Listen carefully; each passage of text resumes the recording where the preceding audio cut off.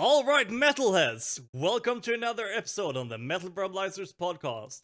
This, my guys, is a very special episode, and we want to thank you for 2024. It has been a great year, and this is going to be our special episode where we are joined by the Black Tornado podcast from the US. Here we go.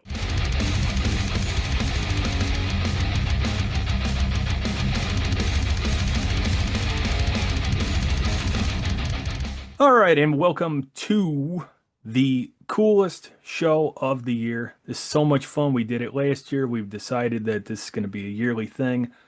Metal Verbalizers, Black Tornado podcast. This is our Christmas show where me and the boys, we sit down and we just hang out and pretty much record the conversation. We were just talking about how pre-recording 364 days of the year, we focus on bringing you the best in the underground that we can possibly find. But that one day a year, this is just for us.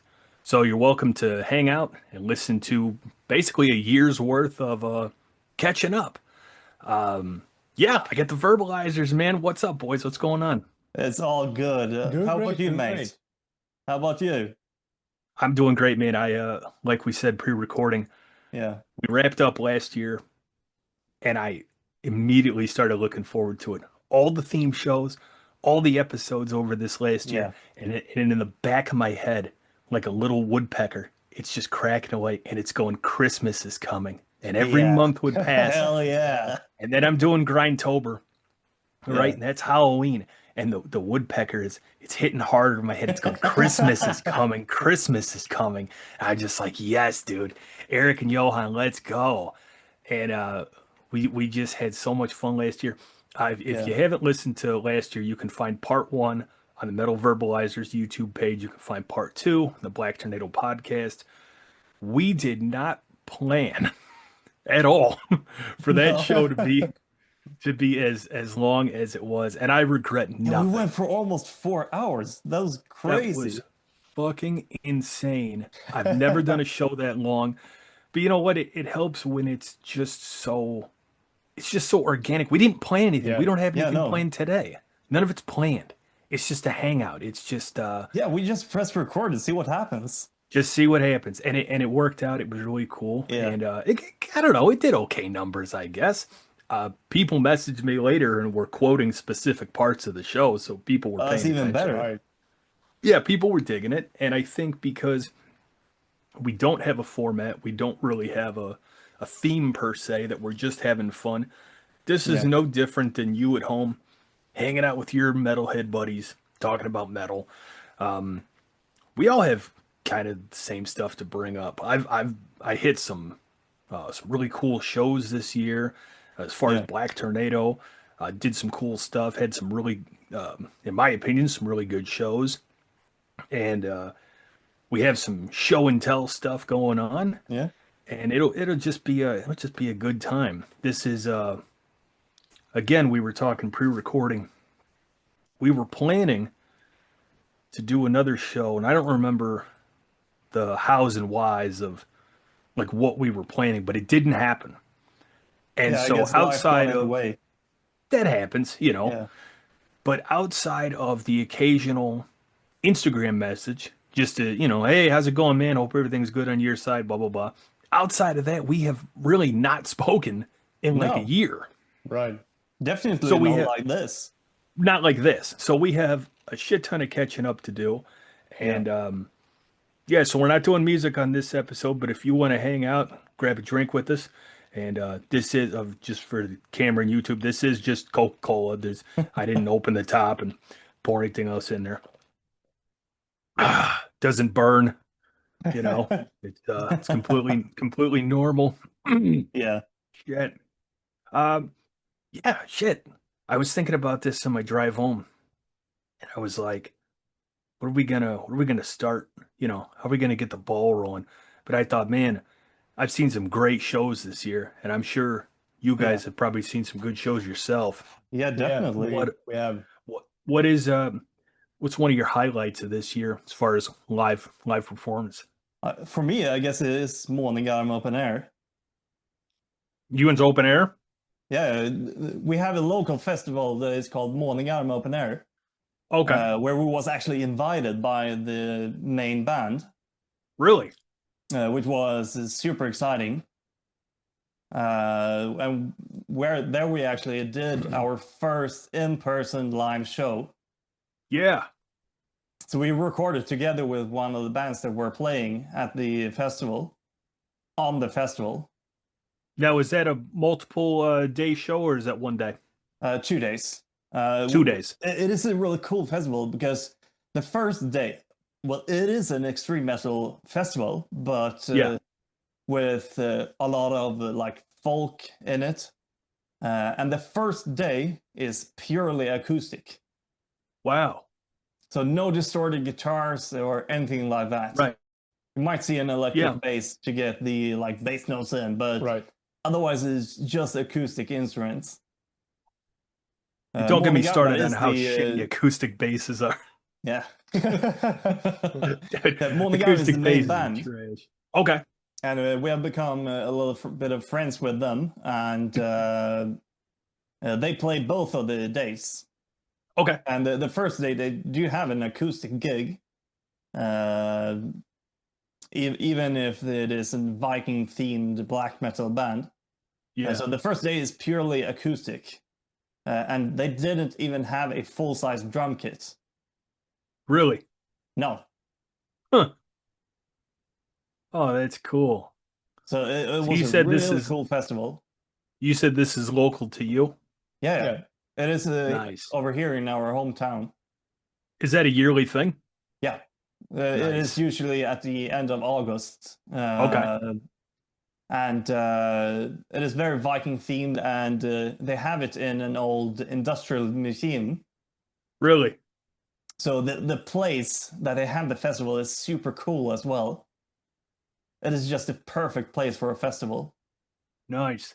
Well, if it's Viking themed, I imagine there's a bunch of mead. Yeah, definitely. Yeah. Yeah. I just this year was talking to a friend of mine, and we were talking about mead. And I said, I've had some stuff from the liquor store, and I says, but I want some real, like, artisan made mead, not the stuff you can just get anywhere. And he told me about a place that's the same town that I work in, and they sell you can get a flight, so you get 5 sampler glasses of this mead, and I was instantly hooked on it. I mean, it's just great tasting.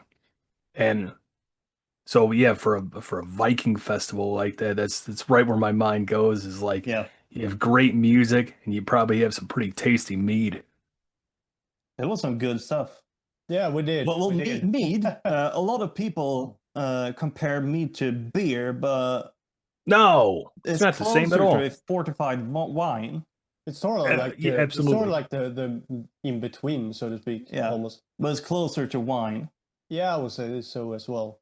As somebody who drinks a shit ton of beer, I wouldn't compare mead to beer. No, definitely they're just not. different. I mean, you wouldn't compare wine to whiskey. They're just different. Both will get you drunk, but some of that mead, man, that'll sneak up on you. That's like I was doing that flight, and all of a sudden I'm about on my 3rd one in, and I wasn't slamming them, of course. I'm sipping on them because I want to get the taste, and Yeah. Shit, by the end of that 3rd one, I'm like, ooh, this is strong. And then, of course, I ended up because you can get it canned and bottled. So, of course, before I left, I had to buy a bunch to take home. And that just became gifts for people and whatnot. But, yeah, fucking mead, man. Shit, I should have had some mead for today. That would have been good. Yeah, that would have been maybe awesome. Next year. Yeah. Next year I'll get some mead. But yeah, that was the show that we did. That was the show that we recorded, which was super fun. And hell yeah. Super nice to actually meet the band when we recorded the episode. And that was why we bought the new microphones as well, because we needed them on the festival. Right. Because these like lavalier mics, or whatever you want to call them, They are more like close range rather than other types of mics. So you don't pick up as much of the surrounding sounds. Right. And with you being out, out at a festival, you don't have, like myself, I've got my mic, my pop filter, I've got the control arm. You don't have all that stuff when you're standing there. No. And it kind of reminds me the 2016 days of Black Tornado. I had a pocket recorder that had an SD card built in, and it had two outward facing mics, and that's what I would use to record. Like if I went to go see a band, like with Hailshot, after their set, I did an interview with them in their van, and I just set the mic. I think they were in the back seat and I was in the front seat, and I just set the mic in between the two of us and went home and tried to clean it up as best I could. Right. Yeah, that's a problem with those kind of mics because they pick up everything. Everything, yeah. It is like the microphone that I'm usually using, the Elvis style microphone. Yeah, I love that mic. Is like, if my neighbors were going to do the deeds in the room behind the wall, it would probably pick it up. Yeah. Now, here's something, because I want to get back to the concerts and stuff, but this has been weighing on my mind. Where have the live videos gone when you used to do the editing? Those don't happen. Yeah, on Instagram. Yeah, right. Those don't happen anymore. No, I've been moving a lot this year. Gotcha. 2 times as well. I even lived at home for a bit when I waited for this place. Yeah. And nowadays I have a roommate as well. So if I need to edit when he's home, he's like sleeps just behind that wall. So I don't want to disturb him too much by blabbing my mouth. Yeah, no, completely understandable. I noticed that is a good point. We should bring it back. If definitely. We can ASAP. I'll tell you 2 reasons it was cool. 1, I could check in, see what you guys were up to, see how things were going. And 2, a lot of times it would be a band that you'd worked with previously. They would be in the comments. Yeah, right. Which was awesome. Yeah, right. Yeah. You found some bands by it was Bare Knuckle coming Brawl in there as well. Yeah, right. Is that who it was? Was it Bare Knuckle Brawl? Yeah. I don't remember if it was Bare Knuckle Brawl was also usually in there. Yep. Yeah. Awesome guys as well. That's how I found them. And there was another band I can't remember, but yeah, I would usually pop in, Yeah. It was usually I did them over Instagram as well, and Instagram, the son of a bitches, they put a limit of how many followers you needed to be able to live stream. So as of this point, we can't live stream on Instagram anymore. I didn't know that. Yeah, I think you need like 1,000 followers or something, and we are at 800 something. Well, I'll tell you what, I'm going to stop everything right now. If you're listening to this right now, you open up Instagram, you go follow the Metal Verbalizers, because the fact that you have to have a limit at all is stupid. But it's even crazier that their show, we got to break them. We got to break them 1,000 people. If you're listening to this on my end on Black Tornado, I'm telling you right now, get on Instagram, follow the Metal Verbalizers. Yeah. Because that's insane. I've thought about bringing it over to YouTube instead, but I mean, it was so convenient to do it on Instagram. Right. Yeah, I've never done lives, mostly because when I'm in the editing process, editing sucks, right? It's the worst part of the show. It's the worst part of the job, whatever you want to call it. Editing sucks. I mean, it is this part that is the fun one. This is fun. Yeah, for sure. But sitting there and listening to the same part over and over, and changing the mic level, the audio level, that all sucks. Yeah, I'm never in a good mood when I'm editing. I'm like, I'm not gonna go on a live and just like if somebody pops in to say hey, I'm like, fuck you, I don't want to do this. Yeah, like editing is definitely every other part is fun. Finding new bands and interviewing bands and all that, like, this is cool, all that's great. If there's one negative part, that's the only negative part. The editing is I think trash. I would agree. And I can't have somebody else edit for me because I'm particular. And Yeah. this just happened not long ago. Usually my show runs about an hour. Sometimes a little over, sometimes a little under, but with the exceptions like with us, last year, usually show runs about an hour. And sometimes to get to that point, I'll cut certain parts of the show. Usually it's not really going anywhere. It doesn't add anything, so I'll cut it out. But the problem is I have to be able to pick it. Right. So I can't have somebody else edit my own show because they might cut something that I feel is needed and they might keep something that I think you could have tossed. So unfortunately, I have to do all the editing myself because it's like, I mean, only you know what you like. Yeah, for sure. it is definitely like that because, I mean, it is your show and you have like a vision of how you want your show to be. So then it is super hard to have somebody get into your head and like try read your mind of how you want your show to be.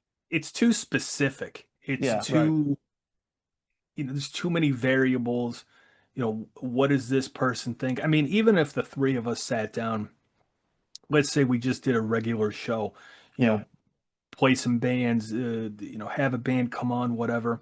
Even between the three of us, even though our shows are so similar, we're going to have three completely different thought processes about how it goes. You know what I mean? Right. It's not going to, we'll probably agree on a lot of stuff, but to be able to think like another person, it's almost impossible. No, it's not gonna work. I mean, and since I have a certain vision and I see the show when I'm editing in one way, and if I want to try something by changing how it looks or anything like that, if I'm the one editing, I can just do it. Mm-hmm. Like if I had to tell somebody else, they might have come too far in the process to be able to change a certain thing. And when you've done it as long as we've done it, we kind of know what we like, we know what we don't like. It's a formula that even if it's just in our heads, it's a formula that we know. Somebody else is not going to know the same formula that we know. So unfortunately, we have to do it ourselves. We can't outsource it to somebody. We can't have somebody else do it because then the show's going to be different. The playback, we're going to hate it because we're going to go, why did they leave this? Why did they do it like that? Blah, blah, blah. So unfortunately, we're stuck. That's the curse that we carry. Yeah. That part fucking sucks. For sure. But I would also kind of like want to bring it back a little bit because you asked us about our highlight in terms of shows, but you never said what your highlight is. All right, I got a few. I'll tell you this, and I said this before.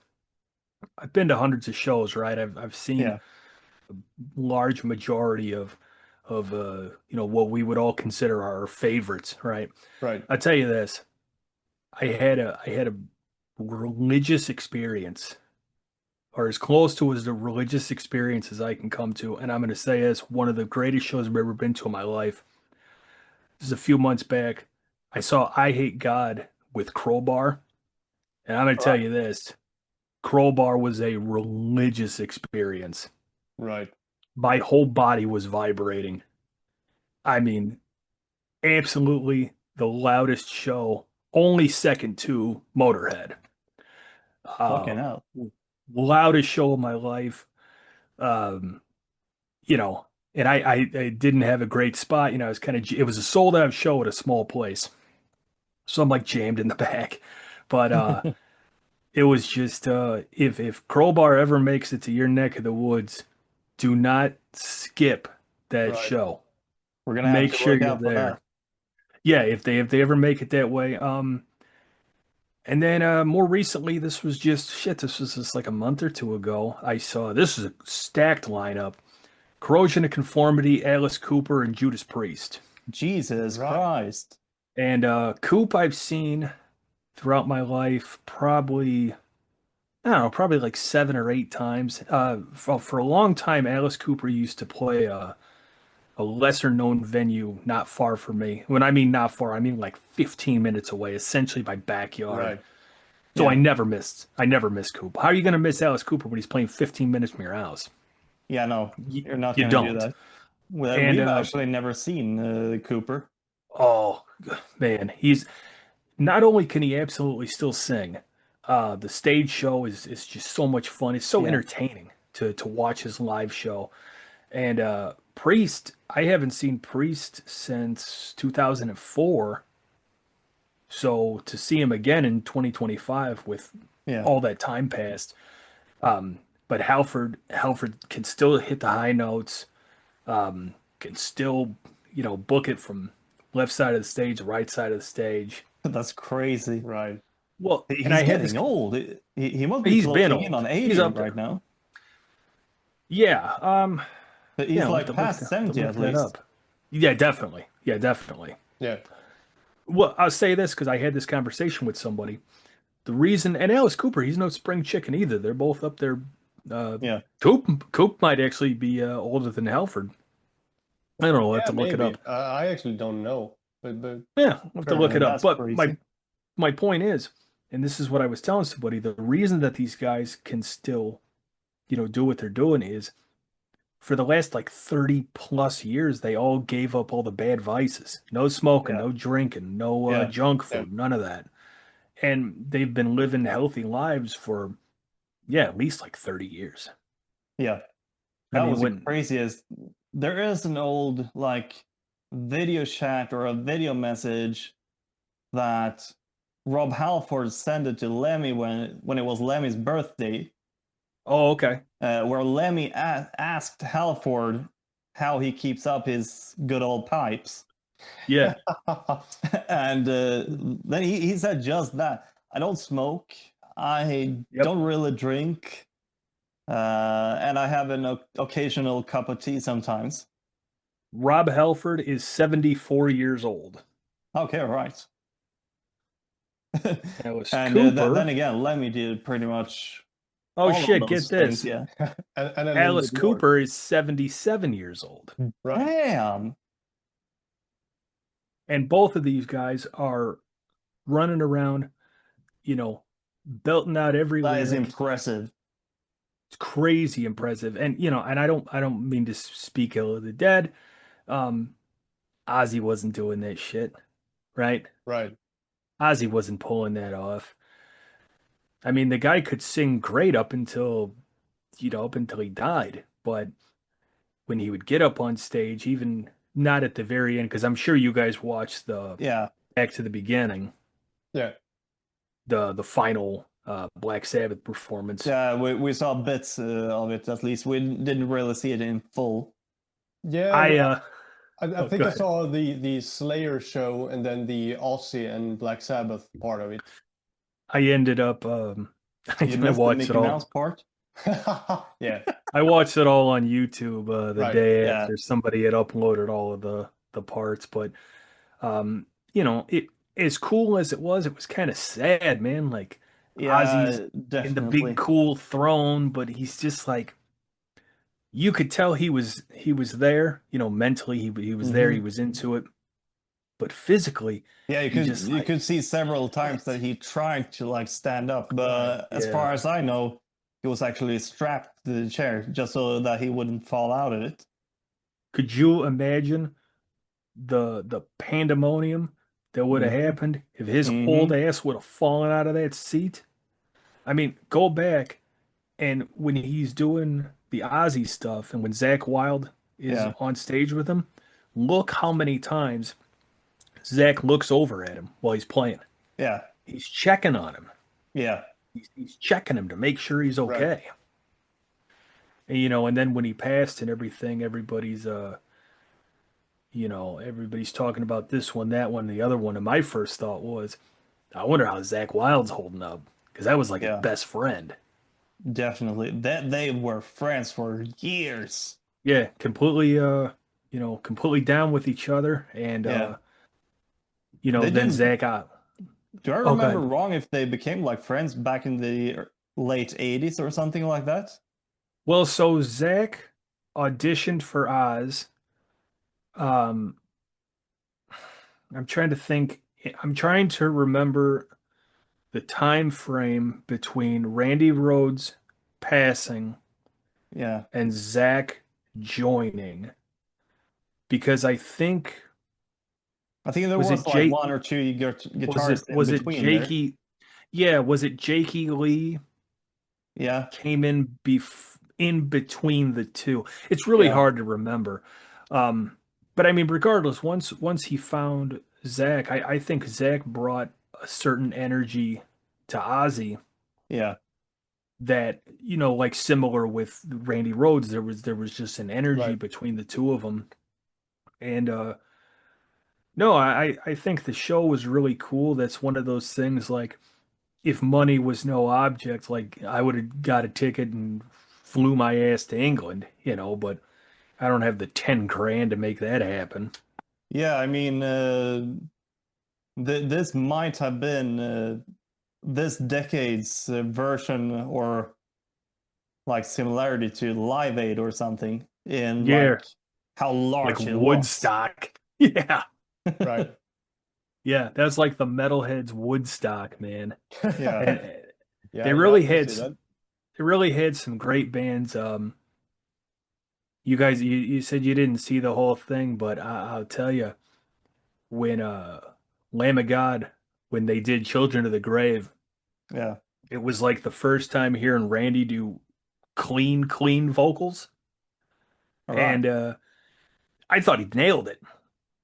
For a guy that admittedly is not a metalhead, he's always been a Yeah, punk rock guy, and to hear him do clean vocals, he mixed it. He put his Lamb of God spin on it, of but for course. the most part, doing clean vocals on that song, I'm listening to it at home, and I'm just like, wow, good for you. That actually works. It works really well.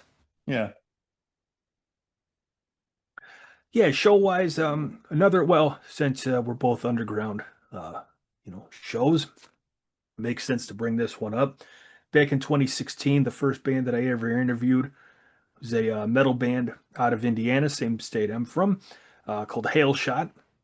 all right. And in between 2016 till this year, um, they disbanded. And members of the bands went and formed their own projects and this, that, and the other. And they decided that this year they would get back together and they do one last show. And it was at a record store in Logansport, Indiana. And nothing was cooler than seeing a whole big crowd of people singing along to my friend's music.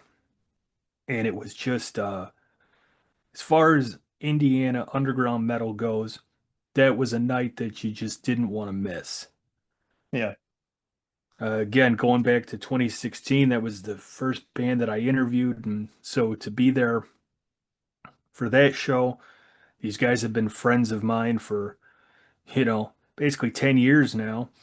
And to come back to see them for the very last time on stage was really cool. Everybody in the crowd was really feeling it. Everybody was it was bittersweet.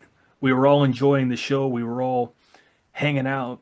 Some of these guys I haven't seen in years, people in the crowd.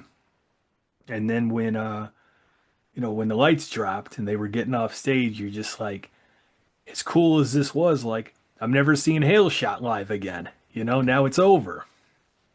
But, all good things must end, and all those guys are they're involved in different projects now. So they're all still actively playing music, just, as different bands and whatnot. yeah. And that was really cool. I have a venue that's not far from me, and it's in Hobart, Indiana, the Hobart Art Theater, and they've been doing everything they can to they book a little bit of everything. I would say really where their bread is buttered is with the metal bands. A good metal band comes through and they'll pack the house for it. And so, what was it? Casket Robbery played there earlier this year. Went to see them, and the opening bands and local guys were just absolutely insane. Great stuff. I mean, some of them from the same town, a town over. So it's really cool to know that not only is the underground alive and well, but my personal local scene is still, going nice and strong. And it's just nice to know that. Yeah, those are the highlights. Yeah, one more that I thought about was I went to another town that is like about an hour away, and there I actually saw Lita Ford. Oh, cool! Very cool. She was playing, and she had a Swedish band as a support act as well. Nice. Now I don't remember. I have their shirts in my closet, but now I don't remember the name of them. Was it Remedy? Which one? Remedy. Remedy. Yeah, right. Okay. Great 80s metal band from Sweden. Nice. But yeah, that show with Lita Ford was amazing. There are few performers, few bands that are kind of still on the bucket list. I'm fortunate enough to say that I've seen a large majority of the bands that I wanted to, and one of my friends, we kind of spoke about him a bit pre-recording. We've been to hundreds of shows together, and I'm just very thankful that when we were teenagers, we didn't save any of our money, and we blew it all on concerts. Well, should you really save all your money when you're a teenager? No, we didn't save any of it. To live your life, go see some cool shows, and we worked part-time years are for, pretty much. Yeah, sure. Well, we worked part-time jobs just to save up enough money for tickets, gas, and maybe a T-shirt. Yeah, I love that. Now, in retrospect, we're looking at ticket prices for shows now. I mean, Alice Cooper's a great example. I've seen Alice Cooper, like I was saying, I don't know, 6, 7, 8 times, 9 times, somewhere in that realm. And I never paid over $30 for Alice Cooper ticket. Jesus. These tickets, they were always cheap. These tickets were like 65 bucks a piece.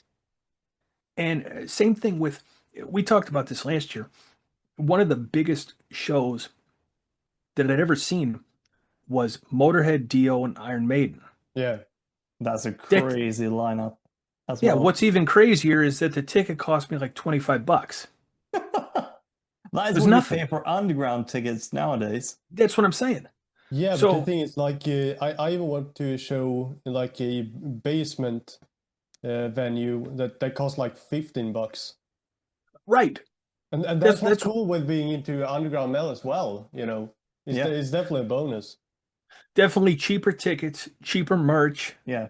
I had a friend I was talking to, we were talking about this guy, he puts me to shame. This guy probably goes to an underground show, a local show, probably every week. And I was asking him about it. I said, how do you swing that? And he goes, just in the last month alone, he goes, 3 of the shows that I went to were free. He goes, there was no ticket price. Yeah. No, that was when we went to Pub Anchor in Stockholm. Yeah. So that was a free show. Now, this guy does the right thing, and anybody listening to this, you should do this too. When you go see these underground bands, these local guys, especially if the ticket's free, buy a T-shirt, buy a CD, buy a sticker, a patch, something. Help support these guys. Well, that was what we did. We bought 2 T-shirts each. Yeah.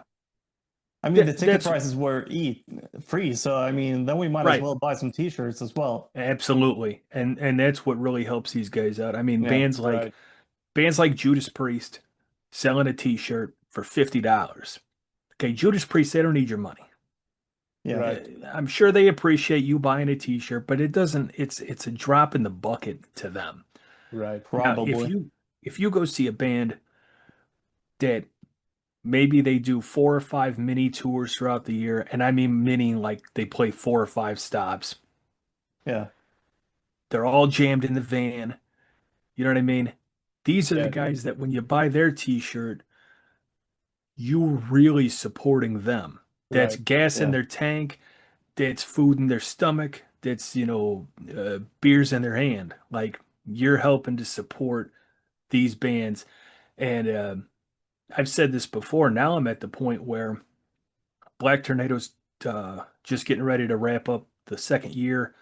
And I have so many shirts from underground bands that I hardly even wear like bigger bands anymore. Yeah, I think it is, now I'm wearing a bigger band anyways, but I think it is pretty much like that for me as well. I'm starting to build up on underground bands so much that I don't really need to wear bigger bands anymore. Well, last year, because I don't know, sometime. Oh, good. Like I have Modred for the Lemon Spirit, but yeah, I have the guys in Electric Eel. Nice. Oh, that's a cool looking shirt. I like that. It was Thrash into last Spain. year's Really cool band from Spain. Yeah. Okay. Really cool guys. Really great band. Nice. I was listening to last year's show with two of us just to kind of remember what we had going on. Yeah. And I realized I dropped the ball. I was wearing a fucking Black Sabbath t-shirt. And I was like, shit. Why am I wearing a Sabbath? Everybody knows Black Sabbath. So I'm wearing my Dr. Nez t-shirt now. Right. Nice. And it absolutely goes with my hat. And so that works out. But yeah, for the last 2 years, I've been slowly building my collection. And what's really cool is, if you're out, maybe you're at another show, if somebody sees the shirt, they ask you about it, or even if they don't, and they just remember the shirt, and they go home and they check that band out, that's your doing. Yeah, that's walking advertisements is awesome. Which is essentially what both of our shows do anyway. I mean, we are the audio billboards for these bands. Yeah, for sure. Yeah. And I think that's just what makes both of our shows essential, right? Yeah. We were talking about this before, that there's just not that many other shows that cater only to the underground. Yeah. Lots of metal shows. There's other metal shows, of course, and they play a lot of bands that you probably already know, as where we solely focus on the stuff that you probably don't know. Yeah. And if it brings people, if somebody listens to my show, and I'll just use Dr. Nez as an example. I mean, he is also a friend of mine. I'm not friends with every band that comes on the show sometimes. No, I don't mean that. I don't mean that in a bad way. I just mean like they might come on the show and we have a good time, and then I really don't hear from them again. We don't keep in touch, as where guys like Dr. Nez, I don't know. I don't want to go down a whole list, but I could probably name you 15 bands that I still keep in contact with. Dr. Nez is one of those guys, like, we more or less we regularly talk. So if I can get him on a show, even if it turns 5 people onto his music, I mean, that's great, because that could be 5 people that never would have heard him. Yeah, even if it is one. I mean... Yeah, one's great. Even if it is one that finds him through your show, then that guy is going to pass that on to maybe 1 or 2 people, and then that guy is going to pass it on. So, I mean, it's going to be a chain reaction that is going to result in much more. Yeah. So even if one watches one of our shows, that's perfect. Well, we talked a little bit about that last year, where it has like a domino effect. Yeah. It starts with one person, and it gets to 2 and 5 and 20. And really, there's no limitation to, how many people we can theoretically reach. And as long as they like the music, and what it really comes down to. I had a conversation about this. and this applies to both of our shows. While I wouldn't say that either one of us, our shows, I wouldn't say that we're egotistical people. There is a bit of an ego in saying to yourself, I like this band so much that I know that somebody else is also going to like them. So I'm going to put them on my show. You know what I mean? Yeah. There is a little bit of an ego going into it, going, you know, this is so good, you're gonna like it. You know what I mean? Yeah, But I don't think that's a bad thing. No, Because definitely not. we talked about this pre-recording. We're not out for your money, right? No. We're not out for Patreon and, trying to get paid. And I'll say this, regular Black Tornado people are aware of this. I did do a piece of merch this year. I made here, right off the wall here. I made these patches, these 3x3 patches. That's awesome. And all of the money went to St. Jude, which they're an organization that helps kids with cancer. Oh, that's beautiful. We have one of those shows or those organizations over here as well. So that would be awesome if we could do something that supported them. Yeah, so what ended up happening was my initial investment, the money that I put into getting the patches made. Yeah. After that money came back, 100% of it went to St. Jude House.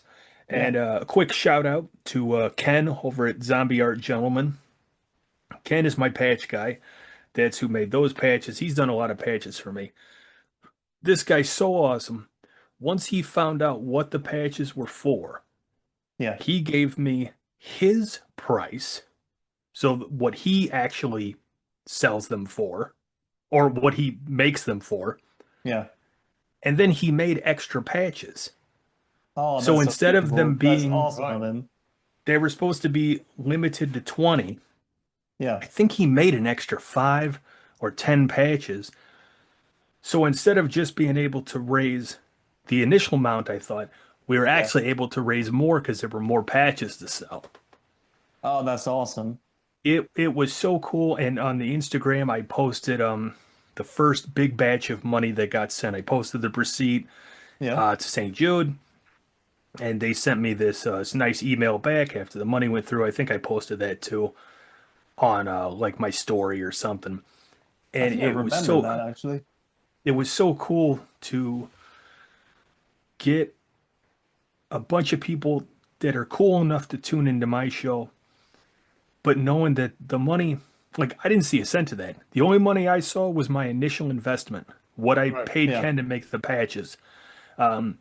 So what you got for $15, and this included shipping, $15, you got a Black Tornado patch, a Black Tornado sticker, a Black Tornado guitar pick, and then for every patch, Ken also included his company, Zombie Gentleman, one of his stickers. So you got 2 stickers, a patch, and a guitar pick shipped to your house, $15. That's awesome. And big shout out to everybody that bought one. Within the first week, half had sold. All right. That's crazy fast. Yeah. First week, half of them sold out. There's still a couple. I think there's still maybe like 2 or 3 left. And I always told people, same deal. Doesn't matter if you buy them today or a year from now. Any money from those patches goes to St. Jude. So anybody listening now, you want to grab one, cool. Still $15, and St. Jude is going to get $15. I don't see that money. And you're still going to get the same stuff. You're still going to get Zombie Gentleman sticker, Black Tornado sticker. I think I still got guitar picks. If I don't have a guitar pick, I'll give you something cool. But I think I still got the picks. And unfortunately, because of the tariff bullshit and then the extra shipping kind of defeats the purpose. It's U.S. only. Yeah. I mean, I think that was the reason why I didn't ship in either. Yeah, I mean the shipping, and as cool as they are, and as much as I'd love for you guys to have one, to have to spend $40, to get a patch. Honestly, at that rate, you know, if you know somebody that makes custom patches, make a patch and then send a donation into St. Jude and cut out the middleman. Yeah. But it was really cool. People had asked me for a while now, oh, are you ever going to do T-shirts? Are you ever going to do hats or blah, blah, blah? So I thought, well, I'll do patches because that's one size fits all, right? You do T-shirts, you got to do different sizes, and fuck that. I mean, you patches. can do print on demand, but then the shipping time is usually quite long. My worry with that is the quality. Yeah. If I get them made and I get to feel them in my hand, I get to wash them, 10 or 15 times. I mean, I did buy 2 hats for me and my brother with the old logo. I remember that one. This I've had for a good while now. I must have had it for like 1 or 2 years now, and it is still in perfect quality. But then again, that company that made these hats are only making hats. Right. Well, that's what I did with my Black Tornado hat. Is Ken also made that patch, and I just went and found a black hat that was blank, and I just sewed it on there myself. Yeah. And it worked out. But so in the future, and I'll talk about this a little bit on the wrap-up show, is any future merchandise Black Tornado wise, I'm gonna do the same thing. Because I don't like having your money, but I do like that you like the show enough to want to represent it.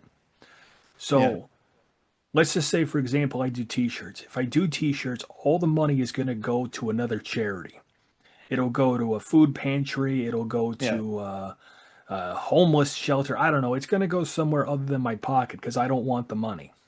Yeah, well, doesn't you have a full-time job as well outside of your podcast? Yeah, you think I make money doing this dumb shit? No, this is for fun. I don't make I lose money doing this. Yeah, it's the same for us. I don't make any money. We're losing money on doing this as well. Since I'm paying for the service that we're using for this episode, for example. Right. Then we're paying for the distributor that distributes our episodes as well. So I mean, we definitely do not get any money out of this. Every time I spend money on stickers and buttons and guitar picks, I don't sell any of that stuff. If you see me at a guitar shop or something, I have the stuff usually sitting in the truck. I'll just give it to you. Yeah. I just go here. I go to the local guitar shops and I leave Black Tornado picks on the amps. I just set them down. Here, take them. That's something that sucks in Sweden right now. The guitar shops. There are almost no physical guitar shops left. Really? So you guys got to do all online ordering? Yeah, pretty much. And I don't really like buying a guitar online. No, you got to play. It's like a car. You wouldn't buy a car online. You got to drive the car. You got to get a feel for the car. Yeah, definitely. Yeah, to buy something online is first and foremost, I want to see if this guitar is something for me. Do I like the feel of this guitar? Do I feel a vibe with the guitar? Because if I don't, I'm not going to be able to play it. It's not going to be a good experience. I'll tell you a story. This blew my mind. Yeah. So my whole life, I've always wanted a Rickenbacker, the 4003. Yeah. I've always wanted one because that's the Lemmy tone, and that's Cliff Burton, Geddy Lee's played them. And I thought, oh my goodness, one day I'm gonna have $3,000 and I'm gonna buy a Rickenbacker. This is like last year, the year before. I'm at Sweetwater, which is the country's largest music store. You guys ever come to the States? Come hang out with me. We're going to Sweetwater. We'll spend the day there. I think Sweetwater is basically world famous at this point. I would think so. But they only ship in US. Yeah. So I'm at Sweetwater. I walk in the bass room and I see a Rickenbacker 4003 sitting there. Yeah. And I go, wow, I've never played one before. Now, I know I'm not going to be able to buy it, but hey, one's sitting in front of me, fuck it, I'm going to play it. So I grab it, plug it in. It's so fucking uncomfortable. It's not a comfortable bass. It is a chunk of wood.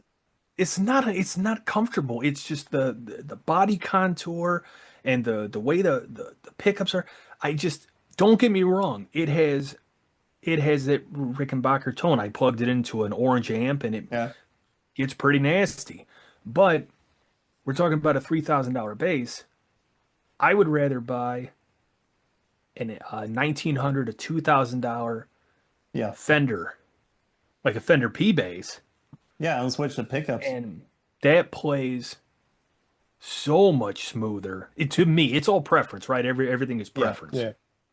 I actually have a P bass, but it's not a Fender that I use when I want to play around with my own music. Yeah. Just to be able to put down a real bass line. Sure. I don't really, since I am a string instrument player, I don't really believe in like doing MIDI bass using easy bass from TuneTrack or something like that. Yeah, fuck I don't that. really believe in that, since I am able to get my way around the bass as well, since I play guitar. So I bought it, and it is actually in Harley Benton from Thomann. There's I don't even think it cost me $100. So there's a doom metal band out of Kentucky, and these guys have a tone that just melts your fucking face off. Mm-hmm. I'm talking to a guitar player. It's about 2 years ago. Yeah. And I said, what kind of guitar? I go, what are you playing? I go, because the tone is nuts. And he goes, believe it or not, he goes, a baritone Harley Benton guitar. He goes, it cost me under $200. He goes, and it is just as good as any Schecter, any Ibanez I've ever played, anything like that. He goes, just as good. And I have yet to play one, but they have their own, like, it's the same body style as a Rick. Yeah. And they're like $200. And I keep thinking, like, man, for $200, maybe I'll just get one just to screw around with it. Because, it's pretty cheap, all things considered. Yeah. I mean, the low end spectrum of instruments nowadays has just skyrocketed in quality, just because there are so many brands nowadays. So the competition in quality has been pushed so high right now. I think that companies are figuring out that a lot of people don't have $2,500, $3,000, $5,000, $6,000, $7,000 to drop on a guitar, a bass, or whatever. Yeah. So if you can make a guitar or bass that costs $500, $600 sound like a $1,500 guitar, $1,500 bass, you're going to sell them all day long. Yeah. I mean, this one I got right here behind me. This is a Sire Marcus Miller. It's a single coil. This was like five and some change. Yeah. Played great out of the box. Didn't need a setup. And then what I did, because I've had this for a couple years now, I did later was I replaced the single coil. The fucking background. I replaced the single coil with Seymour Duncan, then I replaced the bridge with a Leo Kwan Badass bridge. Yeah. So Badass bridge cost me $100. Pickup cost me $100. So you put $200 into it. Tuners are great. Didn't replace the tuners. Didn't need to. Yeah. And this thing is a fucking monster. I have basses that cost more than this, and this thing sounds like so fucking good. And it wasn't $1,000. It wasn't $1,200. It wasn't $1,500. It's like, I think it was like $525 I paid out the door for this thing, and it's just phenomenal. Like, it just sounds good. Yeah. I mean, that is the awesome part with buying lesser expensive instruments, because then you have more like to play around with and customize the guitar so it is your guitar or bass. Well, and another nice thing is, so I have a Jackson Pro Spectra. It's a neck through body. Yeah. It's the only neck through bass that I own, and because it's a neck through, I get really weird about taking it out of the house. Yeah. I don't like the temperature for it to change, because this thing, something goes wrong with the neck, I just buy another neck. It's bolt-on. Yeah. I just unscrew it, throw it away, grab a new one, and go. I love bolt-on. If something goes wrong with the neck on my Jackson, I'm fucked, because it's neck through. I can't do anything. Yeah. I'm going to pay some luthier $600 to fix it. No. You know what I mean? So then I got to the point where I went, all right, this is just for home. Like, I'm not going to go to my friend's house. Now, this thing, even though I have put some money into it, this thing gets whacked around or something. Yeah. I don't really care. It's okay. Yeah. I mean, I'm not actively going to be tossing it at people, but if something happens, you know, you're not going to do the Jimi Hendrix thing. You'll be light it up. Yeah. Light it up. Even that could be a cool thing, actually, for finishing a guitar as well, or bass. I've seen people do that, where they'll take like a blowtorch, and they'll hit it with the fire, and I think it depends on the kind of wood. Yeah, but you can there make is it a look channel on YouTube that is called Guns and Guitars. He does I've seen a that, bit of basses. Yeah, he's awesome, and he has done a lot of like kit stuff. Yeah.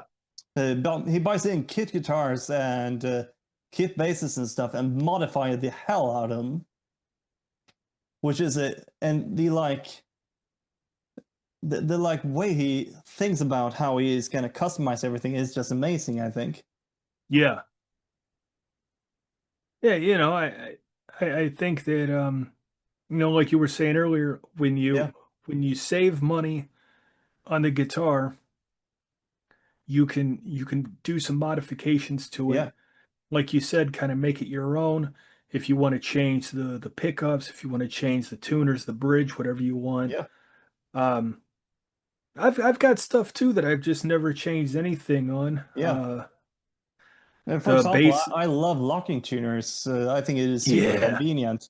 So most of my guitars actually has locking tuners. If locking tuners would work on a bass, I'd probably have them, but it's pretty impractical. Yeah, but the basses has another style of tuners that is basically locking, where you like kink the string a little bit and put it in the hole, and then you just tighten it up. I've seen people do that bullshit. It still goes out of tune. Yeah. If that doesn't go out of tune, you're not playing it hard enough. You got to be really ripping into the fucking strings. Yeah, you're not. You can keep anything in tune if you're plucking it real nice. I mean, if you're really jamming on that fucker, it's gonna go out of tune. I mean, speaking of that, maybe we should take a look at this guy. Yeah, let's see what you got. Yeah, let's do show and tell. This is actually a fun one. Speaking of customizing and stuff, because I bought this spring, and it is also from Thomann, and it is this little guy. Oops. Oh, beautiful. It is an SG style. Yeah. And if I see if I can show the camera on the headstock right there. Nice. That is basically my signature, because this is put together by me. Oh, that was a kit. Yeah. I put together the whole thing and did the paint job myself. I kind of had the idea of this like black outline thing. I like it. Which is a super blacked out headstock.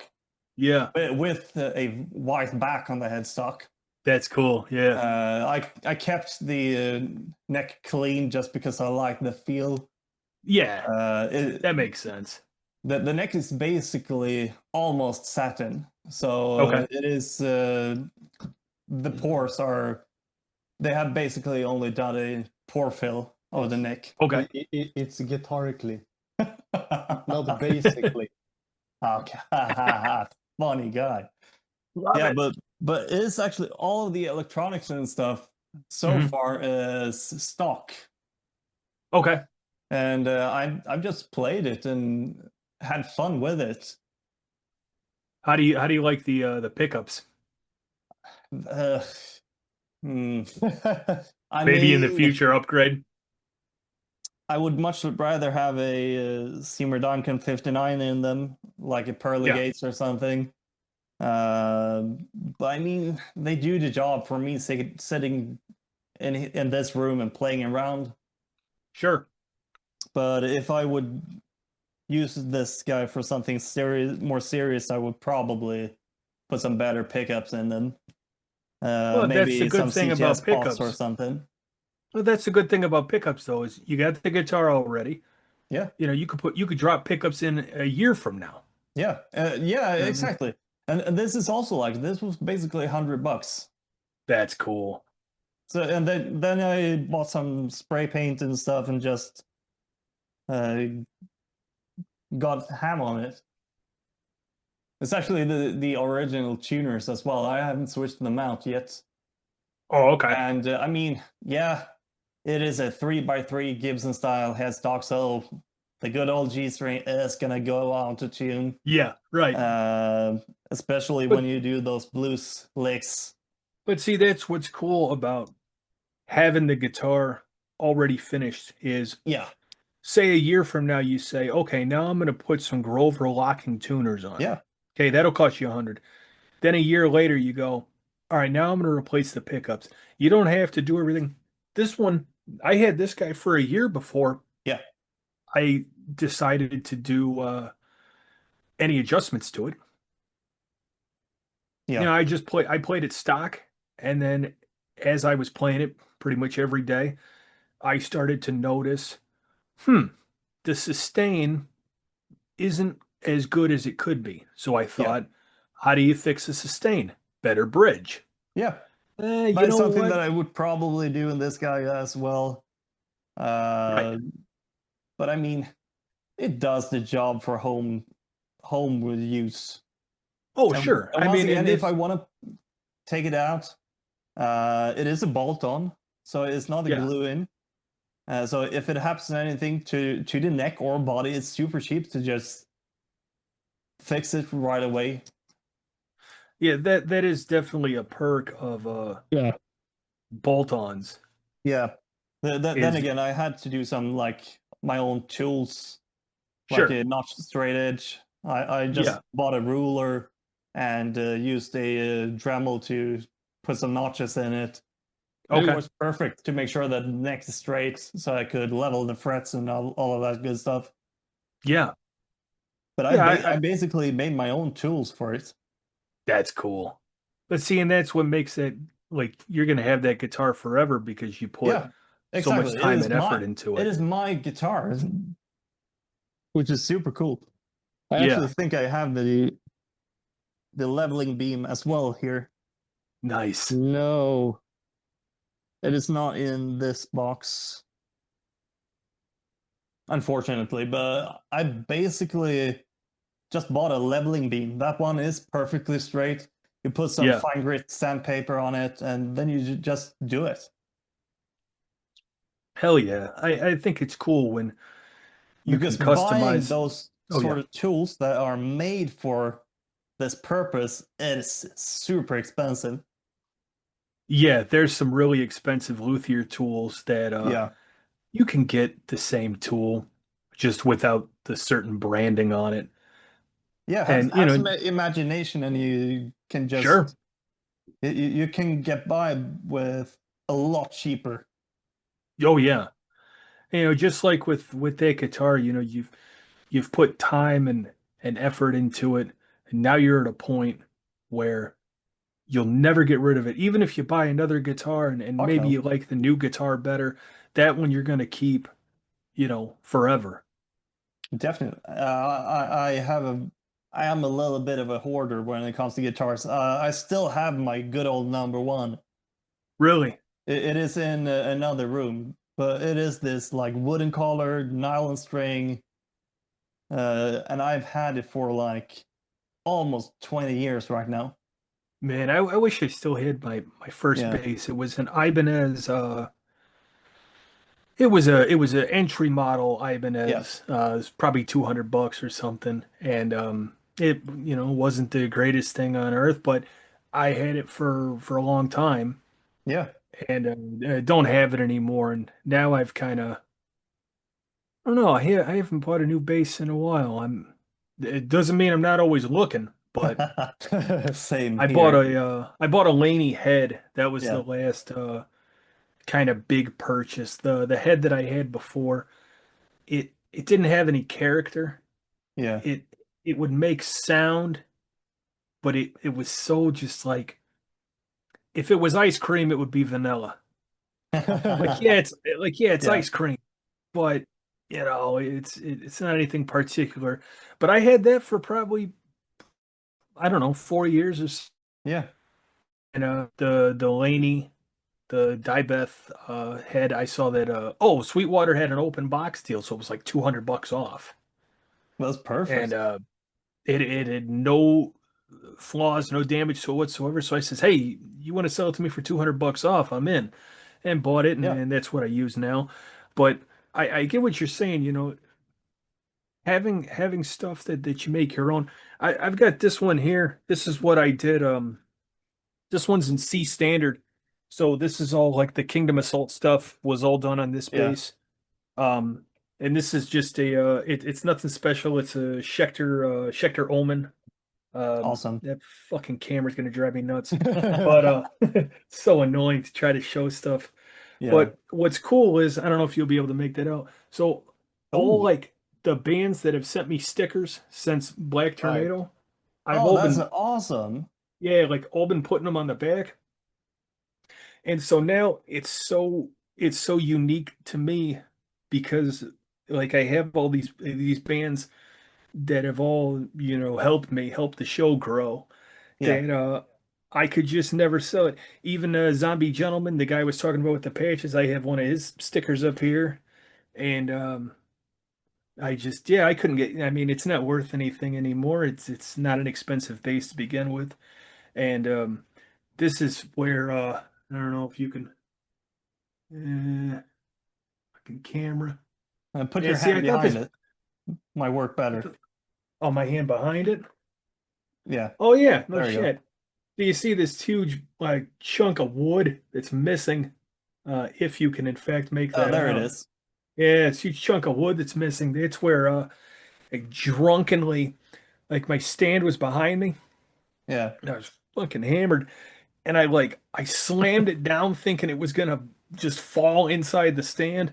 And it Oh turns out the God. stand was like 6 inches in the other direction. And I just slammed it right into my floor.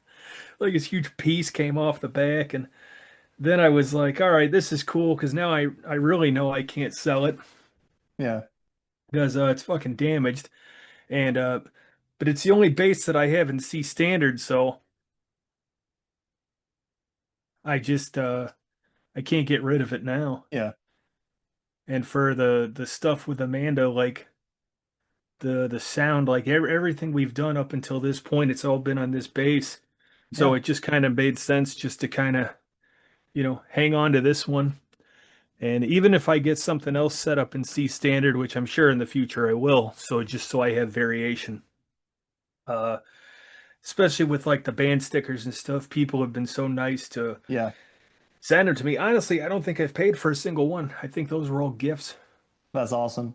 Those were all just bands being like, "Hey, what's your address? We'll send you a sticker, send you a guitar Yeah. pick or something like that."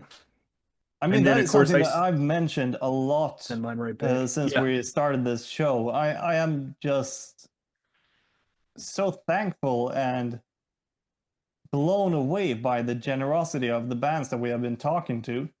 yeah. I'm just blown away by it. I think that with a lot of these bands, and I'm sure I can speak for bands I've had on my show and bands you've had on your program, they're so thankful. Yeah. Because somebody found them and liked them enough to say to the world, I want to expose these guys. I want to show these guys to the world. Yeah. Back in 2016, and I won't name the band, but back in 2016, I reached out to this band and I loved it.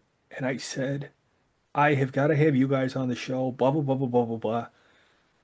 The guy was so ecstatic. He reaches out to me and he says, absolutely. He goes, I got to tell you something.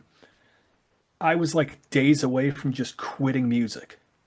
Like just selling all my gear and just been like, fuck this. Nobody cares. I'm not getting plays. I'm not getting, sales on my Bandcamp page, blah, blah, blah.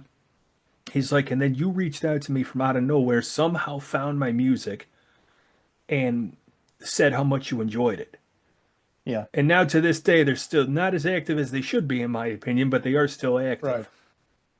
And it's just sometimes that bit of recognition is so important for somebody. I mean, imagine you're a painter, right? And you spend all day and night painting, and you paint these paintings, and you hang them up everywhere. And for a lot of time and effort in painting, I think it's pretty good. And it doesn't sell, and it doesn't sell, and all of a sudden months go by, your paintings still haven't sold. And you start second guessing yourself. You go, fuck, maybe I suck at painting. Maybe I should give up painting. And then one day somebody walks in and they go, that painting's so great, I need to buy it right now. Sell it to me. I want to take it home and hang it on my wall. Yeah. All of a sudden that you get that fire lit under your ass. You get that charge in your blood. And you go, hey, I shouldn't have second guessed myself at all. This guy loves my paintings. Now I'm going to paint even more. Yeah. I think that what we do for especially the smaller guys, a lot of it, not to toot my own horn, not to toot your horn, but I hear it a lot. I hear a lot from bands. They go, oh, we put this single out and it just didn't get the reaction that we were hoping for. I made these t-shirts and they just didn't move like I thought they would. And this one, that one, the other one. And I'm going to tell you something. And I've said this for years. I've been saying this since 2016. It's not that you're not good. It's that the market is so oversaturated with music. Definitely. Bands. That if you go on Bandcamp right now, and I've done this, go on Bandcamp, type in whatever genre of music you want, click sort by new. It's going to show you, we'll say folk metal, just for the sake of argument. Type in folk metal, sort by new. It's going to show you all the new stuff in folk metal that came out.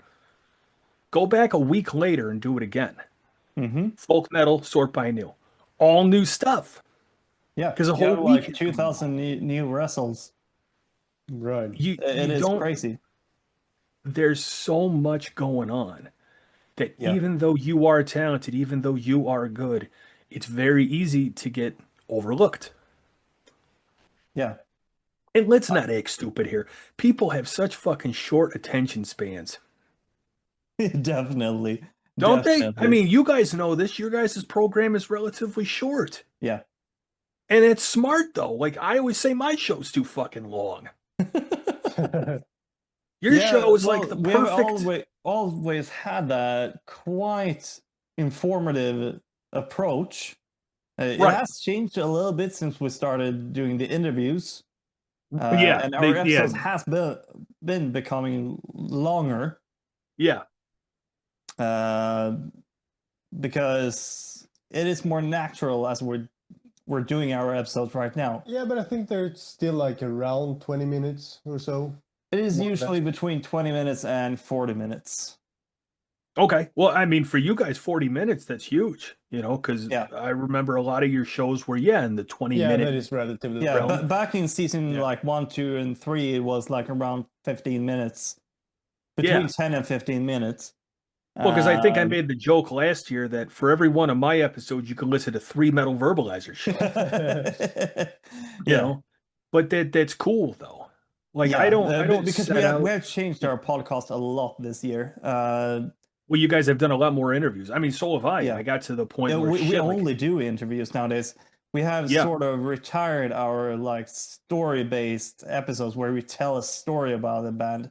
Yeah. We've sort of retired those episodes because, at least for me, I don't know really how about you, one, but I sort of got tired of doing those episodes because it wasn't as fun. And when we started the Tour Stories project and started to interviewing the bands and do a little bit of interviews, we realized that this is much more fun. It just made more sense. Yeah. As well. It wasn't just about like enjoyment, it just made more sense. Yeah. To us. It is cool when you get somebody that you can really feed off of their energy. Yeah, definitely. And when they come on and they're back amped, and forth thing. Yeah. You don't really. When you get somebody that comes on that's excited, you get excited. Yeah, and then exactly. Before you know it, on the playback, you go, man, this episode is great because the other person is so amped to be here. Yeah. It makes me amped. And now it's just this party with 2 or 3 people. Yeah. I mean, I some of the shows. an episode earlier today, and that episode is out right now when we release this episode. Oh, perfect. That band was awesome, and they were super excited to be on the show. What was really fun with them was that they contacted us. That is really, isn't it cool when the other party contacts you first? Yeah. I mean, it just warms my heart. It is. I almost can't ever say no. Yeah, no. You know what I mean? You almost can't say. You're almost like, boy, I hope your music's good. You know, because you haven't heard the music yet, but you just think to yourself like, I almost can't say no because they reached out. You know, they want to be on the show. Yeah, I mean, I had as soon as I saw that message, as soon as I could, I like looked them up, had to listen to their music, and like I just have to talk to them. Yeah. I just cannot say no. Yeah. But they have a really cool thing as well because it is swing metal. Okay. It is some deep fucking heavy metal. Yeah. But they have trumpets and they even have a dedicated saxophone player. Really? It sounds fucking weird, but it Fuck it, works. Let's give them a plug. What's the name of the band? Should Be Doom is the name of the band. And when we release this episode, that episode should be out right now. Okay, perfect. Well, I'm looking forward to that. Yeah, it's super cool. When you hear it the first time, it sounds weird, and it sounds like it is like mixing water and oil, but no. It is like making a hot chocolate. I think that's it is fucking awesome. I think that's what makes things so cool is when you either get a little bit outside of your comfort zone, or B, find a band or a musician that's doing something really interesting like that, like a horn section or something. I give a quick shout out here. So what was it, 3-4 months ago, something like, well, at this point even longer, we'll just say earlier this year I get contacted by the band's manager. He says, hey, guy wants to be on your show. It's not metal. It's not a metal band. He sent me a link. So I'm thinking to myself, well, I'm probably going to say no, right? Because Plague Tornadoes is a metal band, metal project. I have played punk. I've played hardcore, stuff like that. But I'm going, folk music, right? I don't know. So I turn it on. I instantly fall in love with it. Yeah. I mean, and I'm not a big folk guy. I don't hate it. I just don't know that much about it. So this like folk, Southern Gothic kind of thing, I don't know shit about that kind of music, but I know what I like. Yeah. Right. And I turn it on and I go, everybody has to know about this. So I get the guy on, and you know, you could tell in the beginning, like, he's kind of warming up, right? He's kind of warming up. Yeah. Halfway through, the guy's fully engaged. Not even halfway through. Before that, guy's fully engaged. We're just riffing. I mean, we're just having a great time. And I don't know if this is something that you guys do, but I do this a lot. Is a lot of times I'll be talking to these bands for 15, 20 minutes before we even start recording. Yeah. And I want to get everybody warmed up. Mm-hmm. You know, Sure. if you don't know me and I don't know you and we've never seen each other, all of a sudden you're in a Zoom call with a stranger, I'm not going to go, and let's go. You know what I mean? Yeah. I'll Yeah. sit, I'll bullshit with somebody, man. I'm like, hey, how's it going, dude? What's going on? Blah, blah, blah, blah, blah. And just kind of shoot the shit a little bit. And then I'll go, Yeah. okay, now that we're cozy, now that we're comfy, you're ready to do this. Yeah, exactly. Yeah, That's exactly how we do it as well. We Yeah. did the same thing today as well. Yeah. I've had a lot of people, this is Black Tornado is the first time they've ever done an interview. Yeah. Right? For a lot of these guys. I had a band earlier this year. I was so happy to have these guys on the show. Number one, they're great musicians, they're awesome people. And number two, because they're the element of what I've always wanted on the show. Yeah. So I get these guys on, right? Heavy metal band out of Indiana. Right? Indiana bands always get pushed to the front with me because I'm from Indiana. So Indiana bands always to the front. Guys hit me up. Midway through the interview, we're just shooting the shit, right? We're just talking. Midway through the interview, the guys tell me by the time the episode airs, 2 of the members of the band will have graduated high school.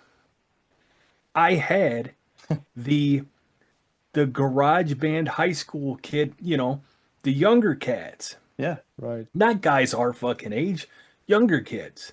Yeah. And I said, this is what this show was made for. This show was made. Don't get me wrong. I like hanging out with dudes my age, a little bit older than me, whatever. But to get a younger group of guys on the show not only shows everybody else, hey, these young guys, they're still playing music, they're still jamming in the garage, in the basement, whatever.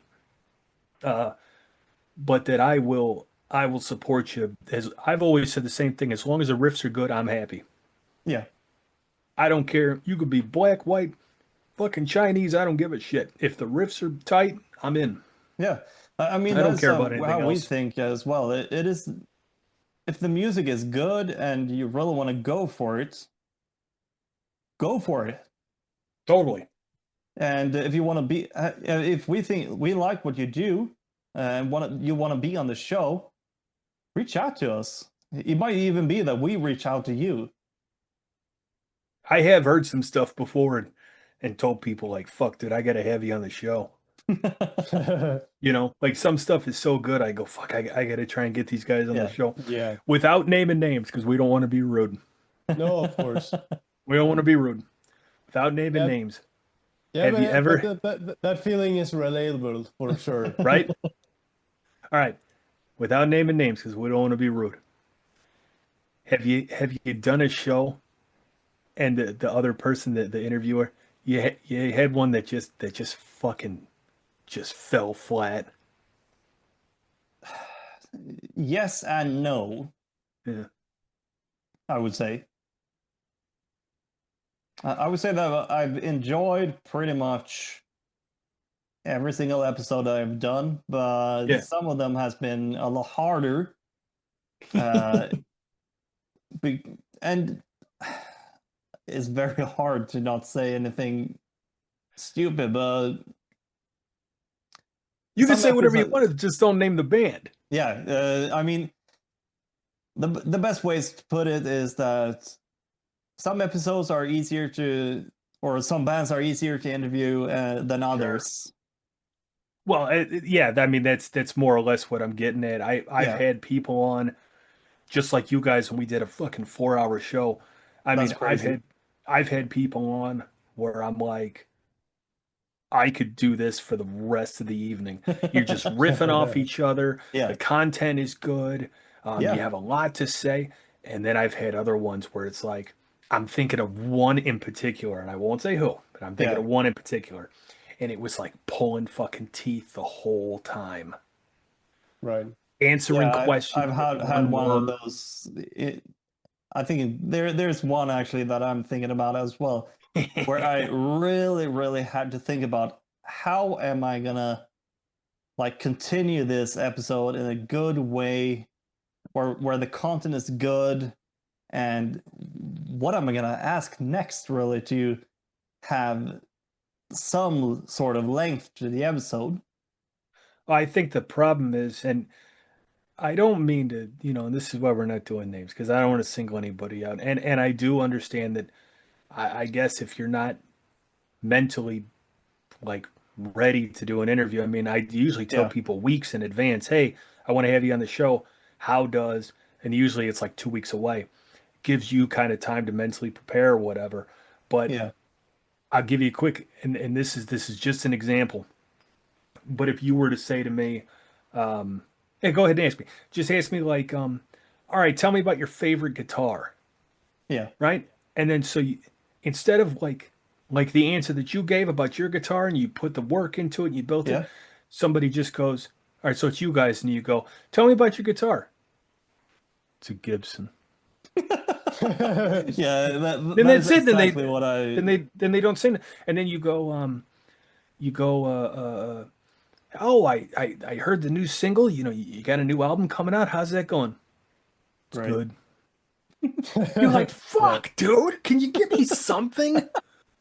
Yeah, those kinds of interviews are very hard because you don't have anything to riff on. You don't have anything to go on to continue asking follow-up questions and sort of thing.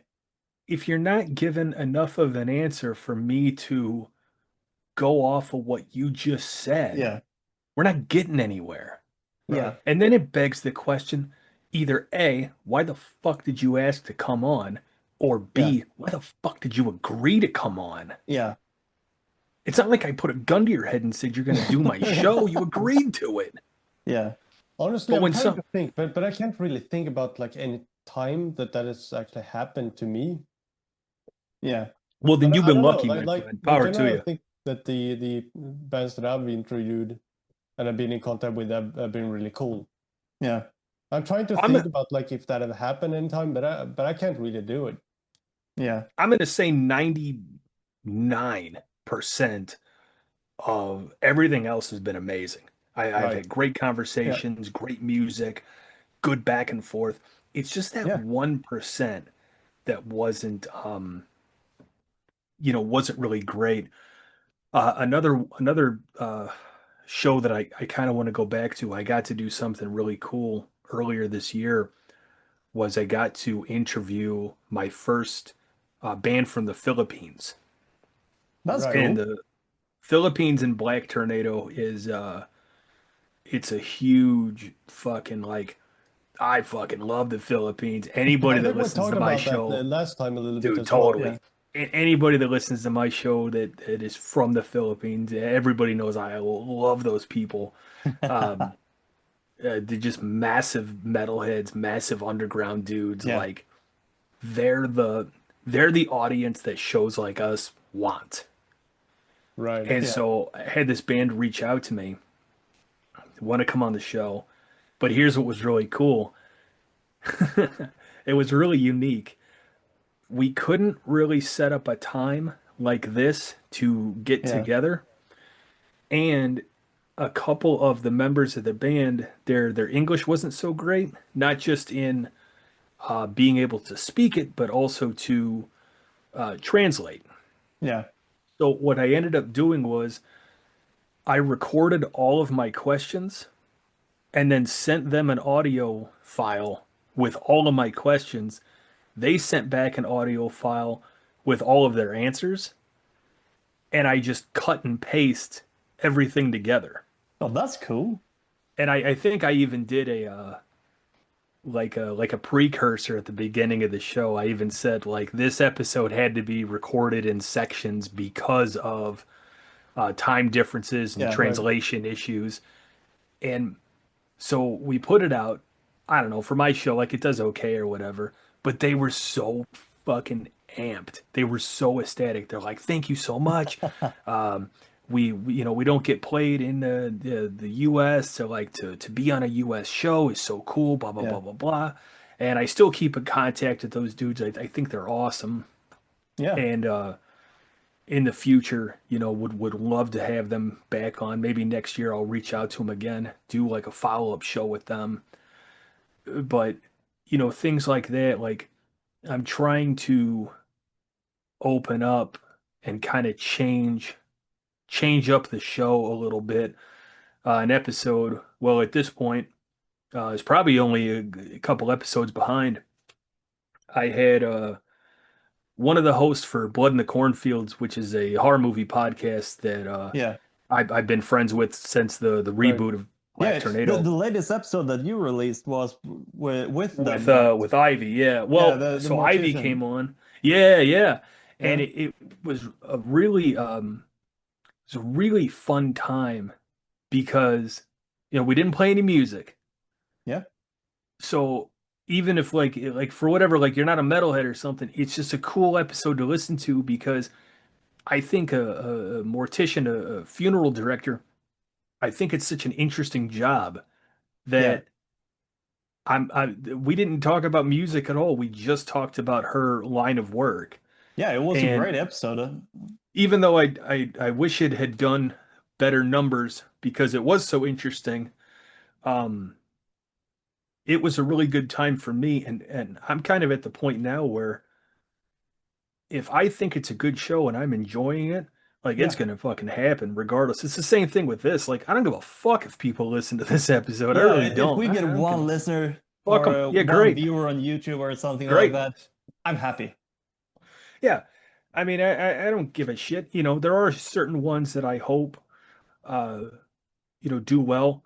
But those are the ones. It's not because I want my show to do well. It's because I want you to listen to these bands, and then go and support the bands. It's the same thing with the T-shirts and all this shit. People are like, "Oh, you should make Black Tornado T-shirts." I'm like, "Hey, you know what you should do? One of those bands I just played, go on their Bandcamp and buy a T-shirt." Yeah. Yeah, the thing is, we have a very similar mindset to that as well, and that is also a very one of the main reasons why we put such a strong emphasis on actually checking out the bands and actually supporting the bands, right? Which can be done, like you're saying, by going to shows and buying merch, but also we usually try to really emphasize that you also shouldn't underestimate things just manually share the music. Like if it's posted on your socials, sharing it to friends, and also interacting with the band's social media pages and all that. Because well, there's such a large community. Help. It really does. Yeah. Well, absolutely. I mean, think about it this way.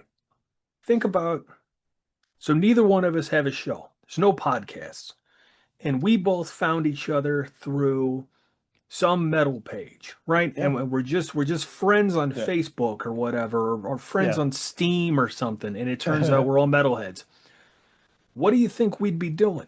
We'd still be sending each other YouTube links to these other bands going, "Hey, check this guy out, check this guy out." That's all the show is. We're just trying to reach a larger audience. And again, it's not to make either one of our shows big. We're not trying to walk down the street and people recognize us. No. Fuck that. I mean, it has never been about us. It has always been about the bands. We're just figureheads that are pointing you in the right direction. Yeah. Beyond that, everything is on the bands. Yeah. Yeah. It's always been that way. And again, and that's why I respect the fuck out of you guys and have since the day I found you. Real quick, because I'm going to forget if we don't. We have to give a shout out to Amanda from Kurthroth, because without Amanda, we wouldn't know each other. So Amanda, if you're listening, we owe our friendship between each other to you. People that don't know, if you're still listening to this, people that don't know how Black Tornado Metal Verbalizers came to be friends is Amanda from Kurthroth, which is a solo black metal project. We had found each other in some way. She found the page or I found her page. I don't really remember, but that's irrelevant. So one day she posts an interview that she did with Metal Verbalizers. I didn't know who they were. Instantly turned on to them. Mm-hmm. Essentially, we're doing the same show and we're on complete opposite sides of the planet. We've never spoken to each other. We've never met up until that point. And I see these two brothers that are doing the same thing that I'm doing. We're both doing the same thing. We're just trying to share our love and appreciation of the underground. So I reach out to them. I'm just ecstatic to find another channel that's similar to mine, that we're doing the same thing. We all became quick friends, and now 2 years later, we're back at it again. But we have to acknowledge that Amanda is the reason that we're all. I probably would have found you eventually, or you would have found me eventually. Probably. But that's just the way it worked out. She made the connection. I mean, she made the connection. Yeah, exactly. So shout out to Amanda. We wouldn't be sitting here making this episode. Yes. So Amanda, thank you. And again, small world. Now we're at the point where Amanda and I, we've been a two-person band for by the time this comes out, probably eight months or so, and we got a couple tracks recorded. We're still in the recording process. We're gonna put an EP out. I don't even want to say soon, because it fucking won't be soon. It'll come out when it comes out. And then we're gonna bother the metal verbalizers until they have us on their show. And because that is just gonna have to happen. We're attention whores, and we need people to listen to our music. And we need people because now I'm on the side of the table, and instead of doing the interviews, now I get to sit there and answer questions. But yeah, it's just crazy how even though it's a big world, it is a small world, and this is how we kind of know each other. And so props to Amanda. Yeah, definitely. What do you guys? We're huge supporters of her as well. Yeah, all the Kurthrat stuff. Did you guys see she just put out a music video? Oh no, I haven't seen that. I'm gonna have to check that out. It's fucking awesome. It's a great video. She just put it up as of us recording this now. It's might be 3 weeks old. Okay, right. Yeah, it's a great video. You're gonna enjoy it. It's really well put together. It's well shot. It's a really cool music video. Yeah, we're gonna have to check that out. Yeah, it's definitely cool. I've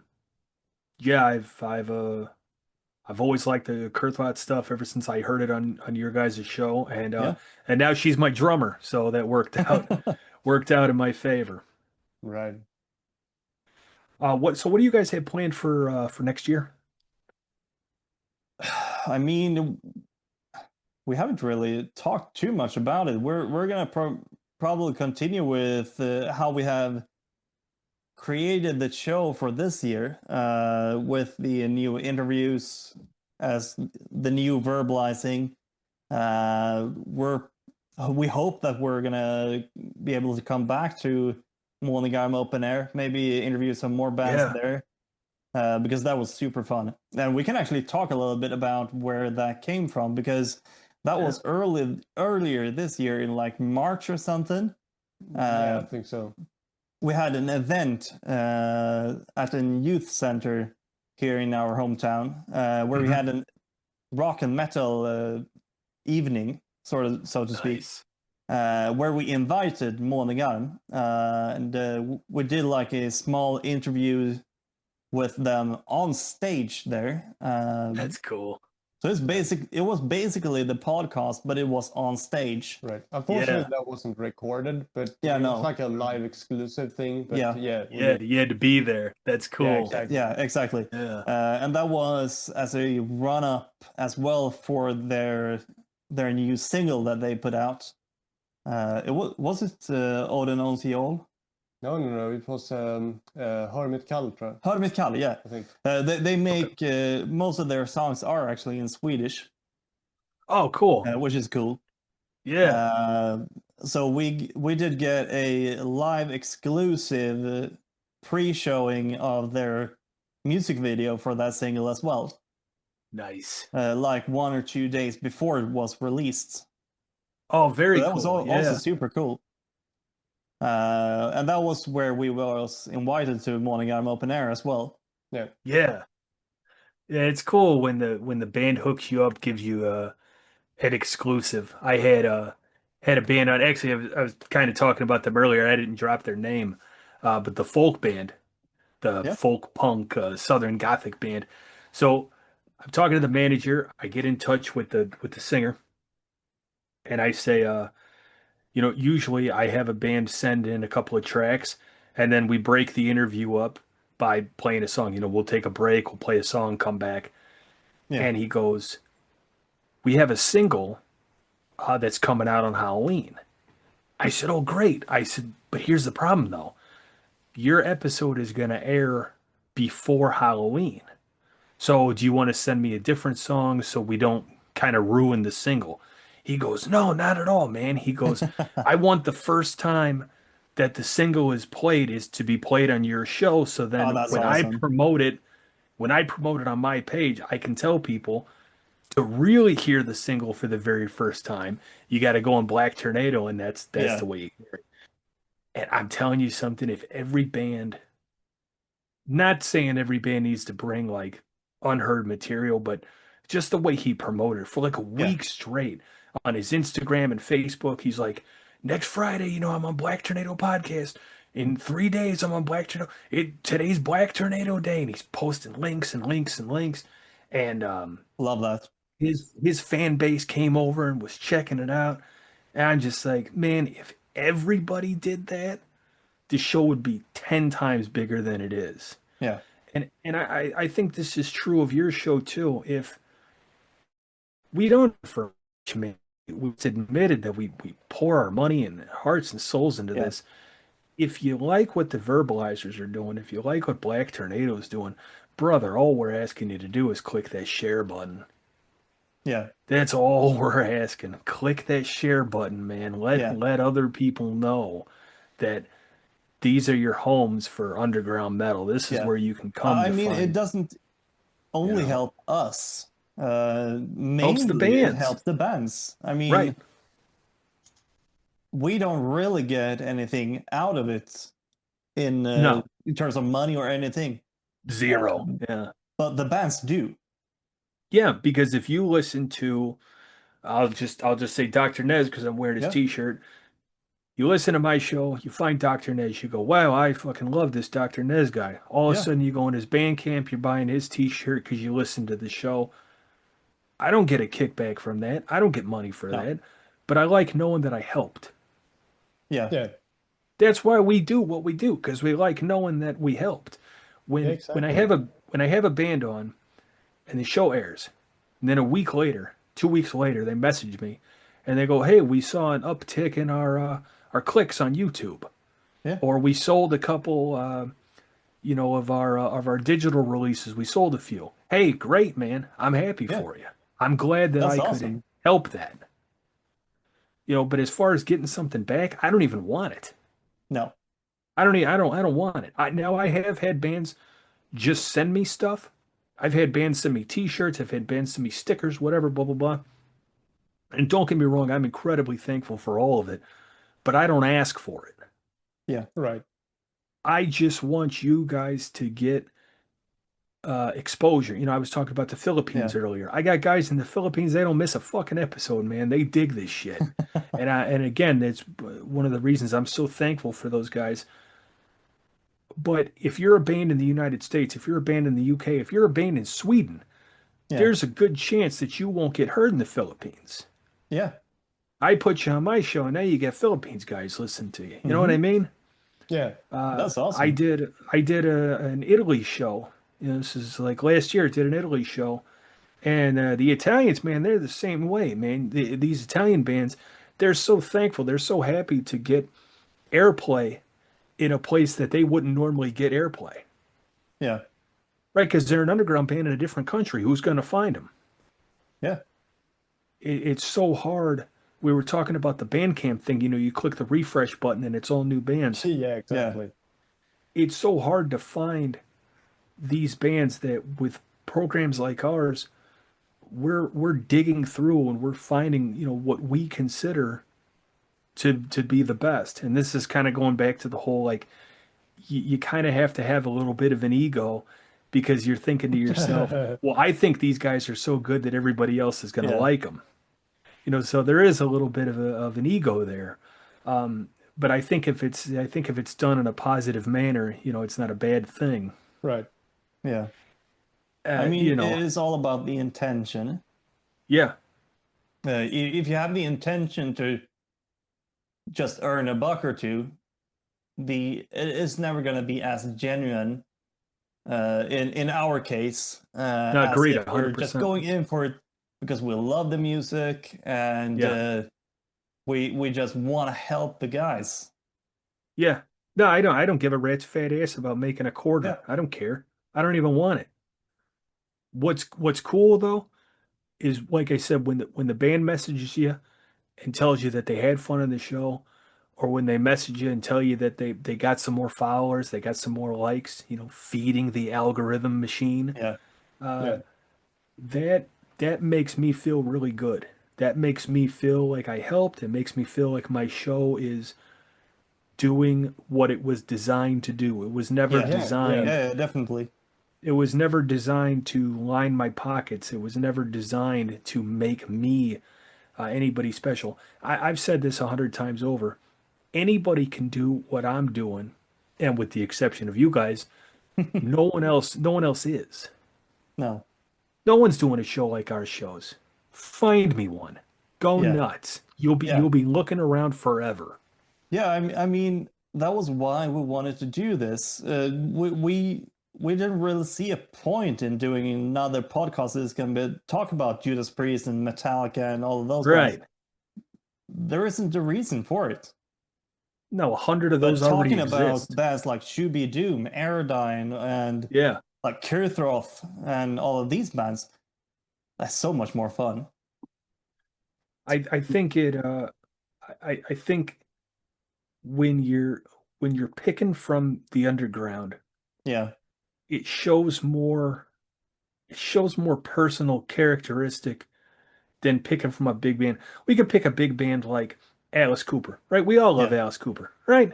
And you're going to find 10,000 people that love Alice Cooper too, and they're going to tell you their favorite album, their favorite song, whatever, blah, blah, blah.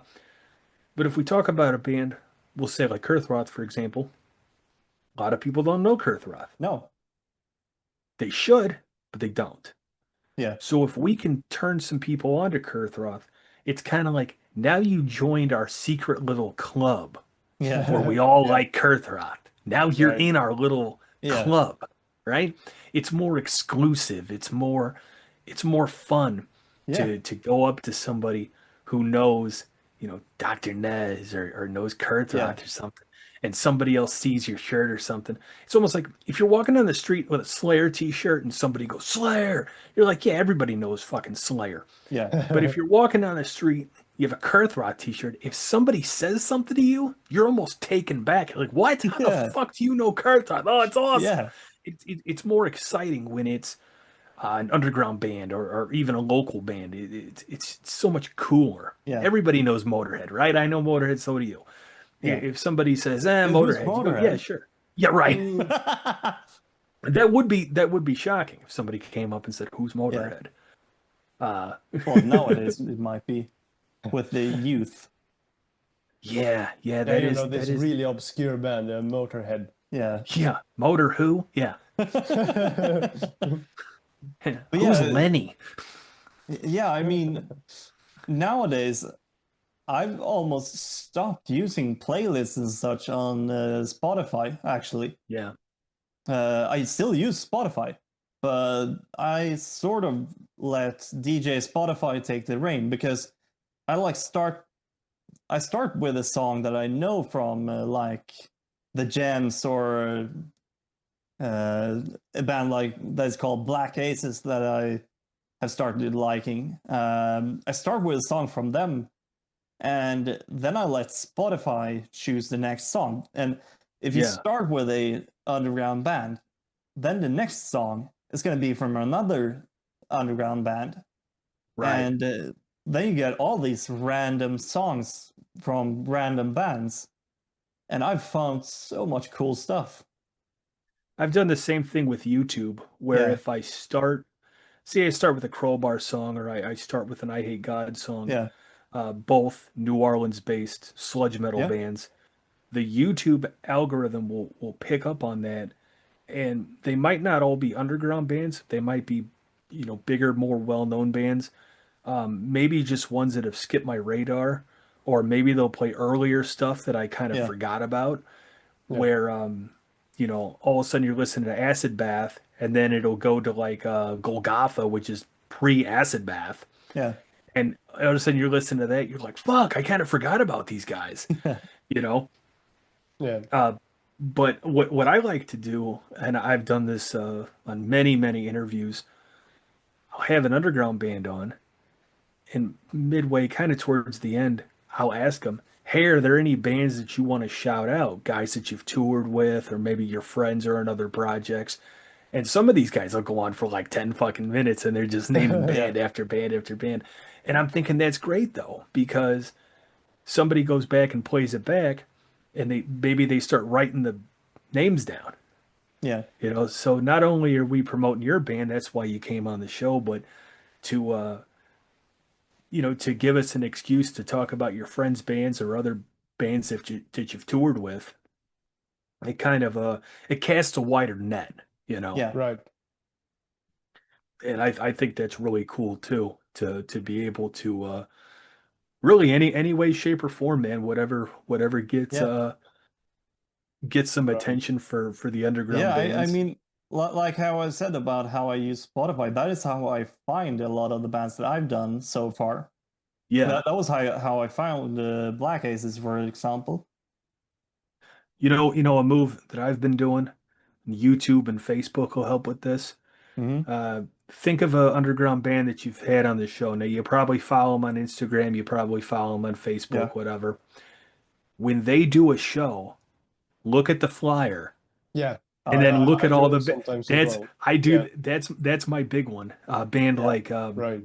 Omen Killer. I just by the time this airs, the Omen Killer episode will have aired. Yeah. Whenever Omen Killer does shows and they post the flyer to their Instagram, I look up the other bands that I don't know on the flyer. Yeah. So yeah, when bands post flyers, that's my favorite way of finding, because then what's great is now we have a mutual connection. Right. Yeah. I can go, oh, hey, you guys played a show with Omen Killer. I just had Omen Killer on my podcast, blah, blah, blah, blah, blah, blah, blah, right? Yeah. So it kind of gives you an in. Yeah. Yeah. I mean, it was the same thing with you guys with Amanda. You know, I reach out to you guys and I'm like, oh, shit, I know Amanda too, blah, blah, blah, blah, blah. You know, now all of a sudden we're doing this. Yeah. So it's networking, you know. I mean, that's what we do. Yeah. We're at the end of the day, we're networkers. I hate the term content creators because then we sound like a bunch of TikTok dorks. Yeah, yeah. I mean, we're probably the only cool influencers if we're going by that metric. I mean, we're influencing you to listen to good underground music. Yeah. If anybody deserves the title of influencer, it's us. It's not these fucking idiots, you know. Well, I guess the expression influencer has been dragged in the mud a little bit. Yeah, if we're going back to the basic roots, it's influencing you to do something. We're influencing you to check out and not just the bands that we play on our shows. Seek out your own local bands. Yeah. If you live in Boise, fucking Idaho, go find where they're playing music in Boise, Idaho. Go check those bands out. You know, you don't have to just listen to what we're showing you. Go find your own scene. I guarantee you it exists. And I'm sick of people saying, oh, I live in an area where there's nothing. I lived in the middle of nowhere in Florida and had to drive an hour and some change to find even the closest underground shows. And guess what? That's what my ass did. Yeah. I drove out. I knew no one because I didn't have. I moved to a place where I didn't know anybody. I had no friends. I had no family that was interested in metal, that sort of thing.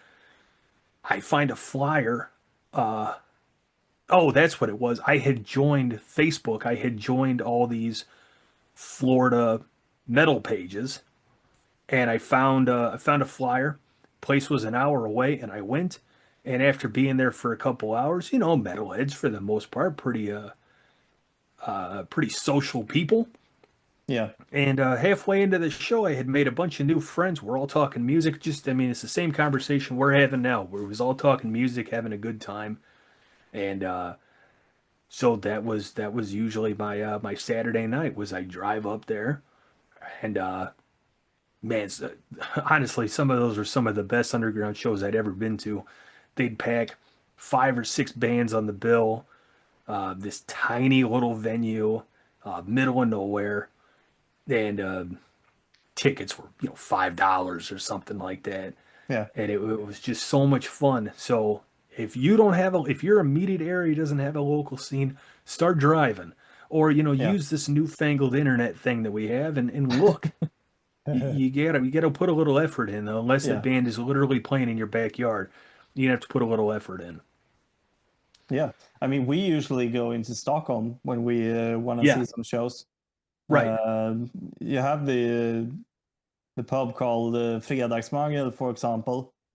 Mm-hmm. That is a famous club or pub or whatever you want to call it here in Sweden, and they go for a lot of the underground thrash and and that sort of stuff. Yeah, exactly. It's a great place. It's like this really small like club venue. Yeah, really great for live shows. Yeah, I actually saw bands like Abigail and Power from Hell there. Nice. Yeah. Now, this is something I think we touched on this a little bit last year, but I wanted to ask again. Do you guys, probably not frequently, but do you guys get like bigger US bands that come to your area?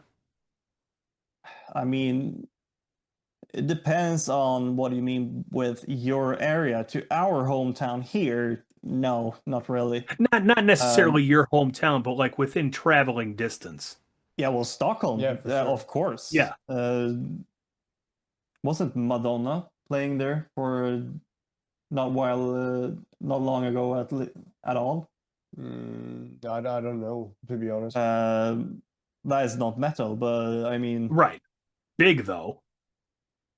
Yeah, big. Name any big band, basically. And is it more like the Stockholm. Big festivals, or is it more like small, like tours? No, it is large tours, mainly, I would say. Okay. I mean, because I know, like Stockholm, where we saw Ozzy Osbourne, for example. Yeah. Because I know, like the big festivals, like you guys get some stacked festivals. That's mainly like Sweden rock. Yeah. But that is down south, so then we're gonna have to we almost have to fly there because it's gonna take like 6, 7, maybe even 8 hours to drive there. Yeah. Sweden rock is in a small town almost as south as you can go in Sweden. That is called Sölvesborg. Okay. Yeah, it's like quite the trip from Stockholm to Sölvesborg. Yeah, definitely. Sure. I think it is like 8 hours if you're gonna drive. Yeah, I haven't really calculated it, but I know it's quite the trip. Yeah. I mean, it was like around 6 hours to drive to Gothenburg, where we saw Iron Maiden, for example. Yeah. Man, fucking Iron Maiden. I'm gonna talk about that for 1 second. So I've seen Maiden a couple of times. Famously, the one show was the Dio and Motorhead show with Maiden headlining, and I've seen them various other times. And I don't really recall paying like, I don't know, more than like $40-50 a ticket. So they come to town last year, and I'm like, oh shit, I'm gonna go see Maiden again. Yeah. And like the cheapest tickets are like $200. Yeah, it's crazy. Like, dude, I get it. You're Iron Maiden, you're massive, but like $200, get the fuck out. If ticket prices weren't $200, when we were talking about fucking concerts, I'd have probably had 15 more to tell you about. But the fucking prices of tickets are just like. But then on the other side of the coin, arguably the greatest show I saw a year, one of the greatest shows I've ever seen in my life, was I Hate God and Crowbar. Those tickets were $30. $30 in and out. I spent more on merch than I spent on the tickets. I mean, the Iron Maiden show that we went to, we actually didn't buy a shirt there or anything because one T-shirt was like $60 or $70. Jesus. Honestly, Yeah, I think it was even more. Yeah, I think it was around there. People wonder why people buy 70, bootleg 80 or T-shirts. something like that. Fuck from that. my memory.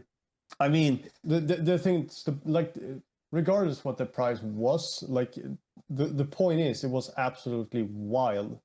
Right. Yeah. I mean, if you go to a smaller band's show, you can get a fucking hoodie and a vinyl record for that price. Sure. That's another great thing about, the underground bands. I can't tell you how many shows I went to, and the T-shirts, T-shirt is 20, the CD is 10, and if you buy them both together, they give you a poster. Yeah. You know what I mean? I mean, so many affordable options. I've been to shows where it was there was a venue. Unfortunately, the venue doesn't exist anymore. And you guys would have loved this. They did an all-day show where it was all local bands. Yeah. So it was all these underground bands all day. And shit, I probably bought something. I probably bought at least a CD from everybody's merch table. It cost me like $50. And I left with a bag of fucking CDs, like $50. It's crazy. Yeah. Then you go see Iron Maiden, they want $80 for a fucking T-shirt. And then the screen print quality, that sucks now, right? Because everybody's trying to save money. Yeah. As where you get a shirt like like my Dr. Nez shirt here, cost me $20. I've washed and worn this thing like 50 times. It's perfect condition. It's a nice thick print. Yeah, it's a nice thick print, nothing wrong with it. And it'll probably outlast me, this fucking shirt. You go buy a Judas Priest shirt, the T-shirt, it's that thin, and the print, you look at it, you go, fuck, if I wash this thing more than 3 times, the print's gonna be gone. Yeah, I mean, I haven't made a Judas Priest shirt. It was the charity thing that they did for was Parkinson's, right? Yeah. Oh, nice. We bought one each. Yeah. To do our part, so to speak. Sure. Because then all the profits were going towards the charity. Yeah. But that print, it is almost fucking gone. Yeah. I mean, for charity, you're kind of okay with it because you're like, fuck it. At the end of the day, I donated to a charity. Yeah. But if the item you're getting is shitty quality, I mean, come on. Yeah. It's the same thing with me. Back in 2016, original Black Tornado, I did make a small batch of T-shirts. Yeah. And I didn't just go to the first cheapest option I could find. I found a guy locally. He was an underground T-shirt guy. He did a lot for all the bands in Indiana. Yeah. I reached out to him, and I reached out to a bunch of bands that I knew he worked with. I says, how's the quality? Everybody goes, oh, he's the best. He's the best. This is who you want to give your money to. Yeah. So then I find all these bands that are speaking well of him. They don't get anything for telling me that he makes good quality stuff. So I said, okay, I'm going to dump hundreds of dollars into making these shirts. Yeah. People still wear them shirts today. Those are from 2016. Those shirts are 9 years old. People still wear them and they still look great. Yeah. No fading, no color loss, no anything. They look awesome. Yeah, that's fucking perfect. I mean, that's what I want to put my money behind, because think about it. Yeah. For a podcast to sell your merch, the person who buys that believes in you enough to want to advertise you right on their chest. Yeah. So for us as the podcasters, we got to give you the best quality possible. Yeah, absolutely. Because if not, you look like an asshole and we look like assholes. Yeah. Because you have a shitty T-shirt on and we're the idiots that sold you the shitty T-shirt. Yeah. I right. guess So nobody, one of the big nobody reasons, wins. Except that we don't really want the money. I think that's one of the big reasons why we haven't done merch so far, because we haven't found a proper way of doing it. Like we talked about the print on demand. Right. They work. Right. But they don't last a lifetime. Definitely not. No, yeah, totally. And the same thing, like you guys said, as far as getting paid, I mean, Yeah. that's why we work jobs. We don't do Yeah. this. We lose money doing this. I mean, I work almost more than full time right now. Yeah. Yeah, I mean, I don't, if anything, yeah, I lose money doing this. Yeah. With the giveaway items and things like that. Um, the only thing that made me feel good about wanting to sell anything was knowing that the money was going to something worthwhile.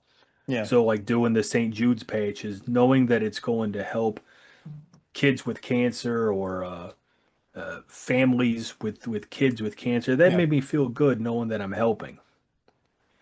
Yeah. And then obviously I told everybody up front, this is where your money's going. I'm not keeping any of it other than my initial investment. But anything after that, it all goes to St. Jude's. And we raised, it wasn't a ton of money. We raised like $200 so far. Yeah.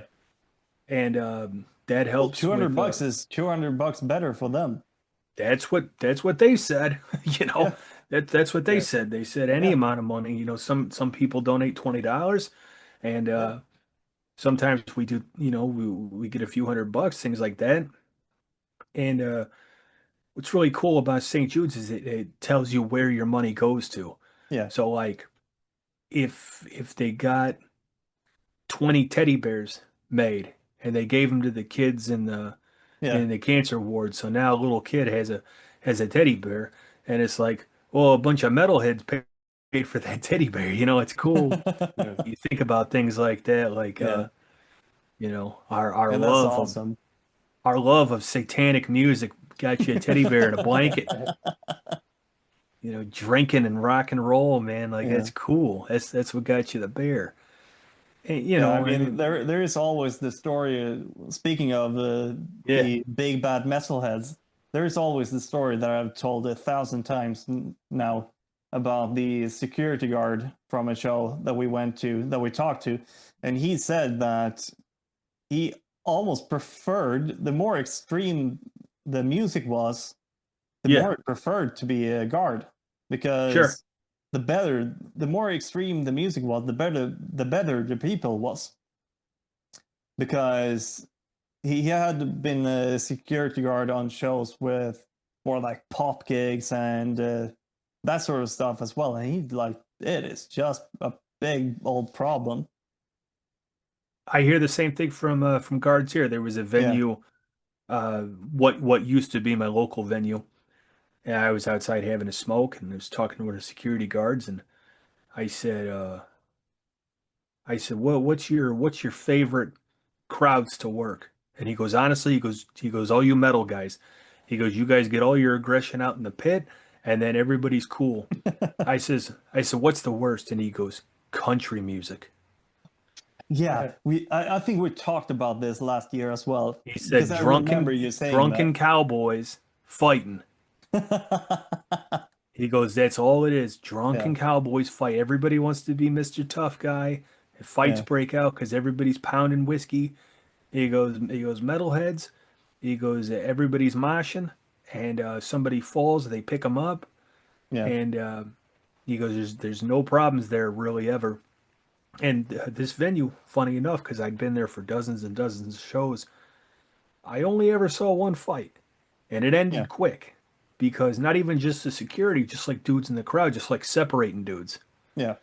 Just like, no, man, we're here to watch the show. You guys aren't going to screw it up by fighting. And Yeah. a bunch of people pulled this guy, a bunch of people pulled that guy. And we're just like, hey, man, if you guys can't get along, fucking kick you both out. You guys go fight it out in the parking lot. Yeah. Not in here. And you would think, to the uninitiated, of course, you would think with the heavy, aggressive music that the fans would be, angry little fuckers. And it's like, nah, man, there's not a more chill group of people than a bunch of old school thrash dudes. There's not a more chill group of people. Yeah. You're not going to see a fight at a Maiden show, right? No. But if you go see Keith Urban, you're going to see motherfuckers getting thrown through glass Well, windows. isn't Keith Urban basically pop? Yeah, he's not real country. Like, yeah, he's not real country. Well, isn't he in Aussie as well? I have no fucking clue. I don't listen to I think he's from motherfucker. Australia. Really? Yeah. That's actually kind of funny. I didn't know that. I'm very particular with my country. Yeah. There's only a couple people like what's the Blake fucking Shelton. I like Merle Haggard. I like Hank Williams III, Hank Williams Yeah. II. Waylon Jennings is my absolute favorite. Um, if you guys don't know Waylon Jennings, that is definitely country to listen to because it's real outlaw shit. I mean, it's if you took his lyrics and put them by heavy metal guitars, it'd be fucking great Yeah. metal. But that's when it wasn't pop bullshit, right? That's when these Yeah. dudes were like basically saying "fuck the cops," I'm fucking selling dope. Like it was real. That's what old outlaw country was. It was fuck Yeah. the police and fucking get high, man. It Yeah. wasn't this fucking like, oh, my tractor's sexy or whatever fucking dumb shit people were writing about. It was like, it was fuck authority. I'm fucking making moonshine. It was, Yeah. good shit. Yeah. And but yeah, that was kind of funny with the security. Like you wouldn't think country, but then you actually start to think about it. You're like, oh, that does make sense because those dudes are, they're not drinking within their limits. They're getting too fucked up. They're acting stupid. And underground shows you don't have that problem either, man, because the beer's Yeah. cheap. You go Yeah. see Maiden, it's like And 20 not bucks here. for a beer. You go to an underground show, they're like, give me $3 and I'll give you a gallon of beer. Like, great. Can I move to Sweet. US? I like These are- those beer well, prices much more. Yeah, well, you'd have a bunch of other problems that you probably don't have there, where you're at. Over here I it's tell you, like $10 for one beer. I'll tell you a quick story about this. Speaking of like not fully grasping a situation, so I've only been out of the country a couple times in my life. I'd love to travel more, but it's fucking Yeah. expensive. I'm in Germany, and this was like, fuck man, it's probably at this point probably close to 20 years ago. I'm in Germany, and I was drinking at a bar. It's the middle of the night, and I'm pretty far away from my hotel. So I'm walking back to my hotel, and there's a car driving down this like alleyway that I was walking down. Mm-hmm. Now, in my American mind, the first thing I thought of is, man, if they pull a gun out and they shoot me, I'm fucked right now because nobody's around, nobody's gonna hear it, nobody's gonna see it. I start walking, I'm like, wait a minute, they can't even have fucking guns. Yeah. Like, yeah, I could get shot or beat up or whatever, but the American mind, you're thinking of a bullet. Yeah. And yeah, it just didn't. And then I'm walking straight. I'm like, yeah, it's cool. I might get beat Yeah. up, but I'm definitely not getting shot because you guys in Europe, you have like real gun laws, like like here, Yeah. like fucking Wild West. I mean, there are some problems, unfortunately, over here with shootings and stuff. Yeah, But I mean, I guess it's not like in the US. yeah. Your guys don't happen daily though. Our shit's daily. Yeah. Our shit's not only daily. Our shit's hourly. Yeah, that sucks.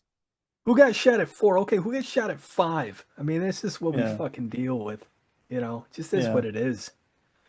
It's fucking brutal. Yeah. That's why one thing that I hate is like the fans getting on the stage, right? I hate that. Yeah. Yeah, nothing boils my blood more. And people think like, don't get me wrong, at a hardcore show where that sort of thing's accepted, great. Yeah. It's accepted. It's understood at a hardcore show that you're going to jump on stage, you're going to stage dive off the stage. Okay, the bands like it. That's what it's meant for. But with Dimebag and with stuff like that, Mhm. like when I hear about stuff like that, it just boils my blood. Like the stage is for the performer. You're the fan. You Yeah. stay in the pit. You stay in your seat. You stay in your chair. Whatever it is. It ain't for you getting on the fucking stage. Yeah. Well, even Randy Blythe from Lamb of God with that Chech festival where the kid jumped on stage and he kind of freaked out and pushed the kid and then the kid fell and died. Yeah. And then everybody's trying to blame Randy and it's like, wait a minute. The Well, security. don't walk up behind somebody if you don't want problem. Well, number one, the kid should have known better. The security should have stopped him. I mean, 100 things could have happened before it got to the point where now you're in front of the singer Lamb of God. I mean, that kind of stuff just isn't. That ain't right to mess with. That is kind of surprising how the fuck you can get so far past security. Yeah, I mean, you go fast enough, Yeah, okay, I guess. There's only so many security guards for every couple hundred fans. Yeah. And all you got to do is make it past 2 of them, and all of a sudden you're on the fucking stage. Yeah. I can't tell you how many times I've been at big shows where the only thing between me and the stage is a 3-foot barricade. Yeah. Where I'm just thinking to myself, like, if I was a deranged fucking person, I could be on that stage in 2 seconds. Yeah. Now because of course I'm for the most part a pretty normal fucking person. I don't think like that, but other people do. Yeah. And sometimes it just boils your blood. With the underground shows and stuff, they don't have the security, they don't have the guardrails and stuff. Yeah. And it just reminds me of this one venue I was at, and this drunk guy knocked over the next band was coming up, so they had their gear off to the side. And this drunk guy, all of a sudden you just hear this loud thud, and this drunken idiot had knocked. It was in the case, so I hope it was okay, but the guy knocked the guy's guitar case over, and it just slammed into the ground. And that is terrible. Now this guy's going to be on stage in 15 minutes. Now he's got to wonder, is my guitar fucked up? Yeah. I mean, this isn't even if it stays isn't together, right. The truss rod might be fucked. So you need to do a full service on the fucking guitar. Yeah, your internals could have been fucked up. Your wiring. I mean, and what if it doesn't affect you that night? What if it affects tomorrow night? Yeah. I mean, because that is something that can happen if you drop the guitar. Even if the neck doesn't get a break in it, it can mess with the truss rod, so the neck is bowed all of a sudden. So now you have a guitar that has a bowed neck, for example. Yeah, won't stay in tune. Right. Won't stay in tune, and you need to go back behind the stage and do a full a truss rod adjustment and stuff. And these guys aren't Metallica. They don't have 30 guitars waiting on hand in a road case. Yeah, no, they maybe have 2 or even 1. I was gonna say that guy brought 2 guitars in different tunings for different songs. That's all he's got. That's it. Yeah, that's the thing with underground bands. The underground bands, they tune on stage between the songs. Yep. That's it. That's all they got. One guitar for the whole set, pretty much. Yeah, that's all they got. And I've heard stories over the last year. Unfortunately, this is we're gonna hear these stories forever, but about how a band's van got broken into and they stole all the gear. Yeah. Or they stole the merch. And it's just to steal a craftsman's tools. First of all, you shouldn't steal anything, and you're a piece of shit if you do. Yeah. But to steal a craftsman's tools, to steal the drums. Now the drummer, you think the drummer's traveling with a backup drum kit? No, he's traveling with one drum kit. Yeah. You steal his drums, you steal the guitarist's guitar. Maybe that guitar's been with him for 20 years. Maybe his grandfather bought it for him, and now it's his favorite, and he'll never get it back. I mean, you know what I mean? Just to steal, again, you shouldn't steal from anybody, anytime. But, to take something that's irreplaceable like that. Yeah. I had a guitar stolen from me that to this day I cannot find. Not only can I not find mine, I can't find another one. I mean, I think I got one of my guitars stolen this year, actually. Oh, yeah? When I moved here, because I can't fucking find it anywhere. Shit. I think they stole it out of my car when I carried up my other stuff to the apartment. And I mean, that guitar had been with me for 2-3 years, so it has stories. Yeah, I mean, it's just to this day I had Wayne Static from Static X. Yeah. I had his signature Flying V, the Epiphone model. Shit. And I remember even when I bought it, I was a kid. I was working at a grocery store. You know how many Yeah. fucking grocery store paychecks you got to save up to get the Wayne Static X guitar? Lot. Yeah. And I'd go into the Guitar Center, and it was like Wayne's World when he kept looking at the white Stratocaster, saying he was going to come back and buy Yeah. it. And it was the same thing, man. I'm just like, one day I'll get it. Saved up enough loot, went, bought it. Probably only learned how to play fucking Push It. Played Push It 100 times over and over. And Yeah. and then I was out of town, and somebody fucking stole it. And to this day, I can't find one. I check Yeah. Reverb, I check eBay, I check everywhere. I just don't see them. Yeah.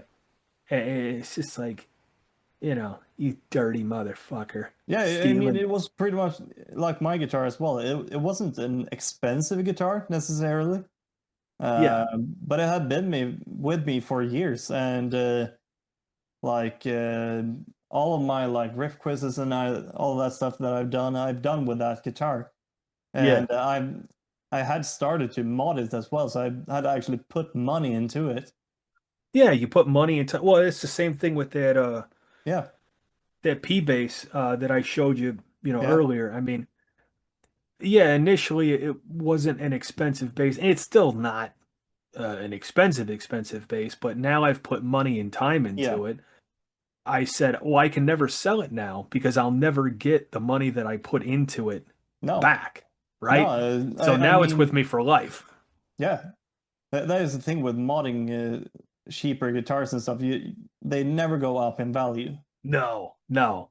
If anything, Um, some people want which that's why I kept all the original parts. yeah, If for whatever weird reason I ever did have to sell it, I still have yeah, the original parts to go, hey, if you want to put it back the way it was, I don't know why the fuck yeah, you'd ever do that. But if you wanted to, here's the original parts with it. But yeah, anything at this point would be a loss. yeah, Nobody's gonna pay what I put into it. That's like if you sell a car and you go, oh, I put all these parts in. Nobody gives a shit. Nobody cares. yeah, exactly. Because Yeah, good for you. I'm still yeah, only gonna give you this much money for it. yeah, But like we were saying earlier, the whole modding aspect, that's just what makes it your own. yeah, There's plenty of those bases out there. Literally, there's probably a million of them. But how many of them have the same pickup I have and the same bridge I yeah. have? Probably No, not that many. I mean that is the thing with relicing as well. Relicing should never be done in a factory. That is Relicking, just stupid. relicking. That I'm gonna is show you fucking relicking. Here's relicking. yeah. This is what happens That is a proper when you relicing. get drunk and you drop your fucking bass. That's relicking.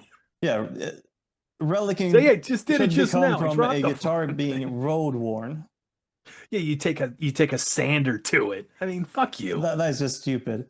It's A stolen guitar should be valor. road worn. Every ding and scratch and break and Tells a all that stuff. story.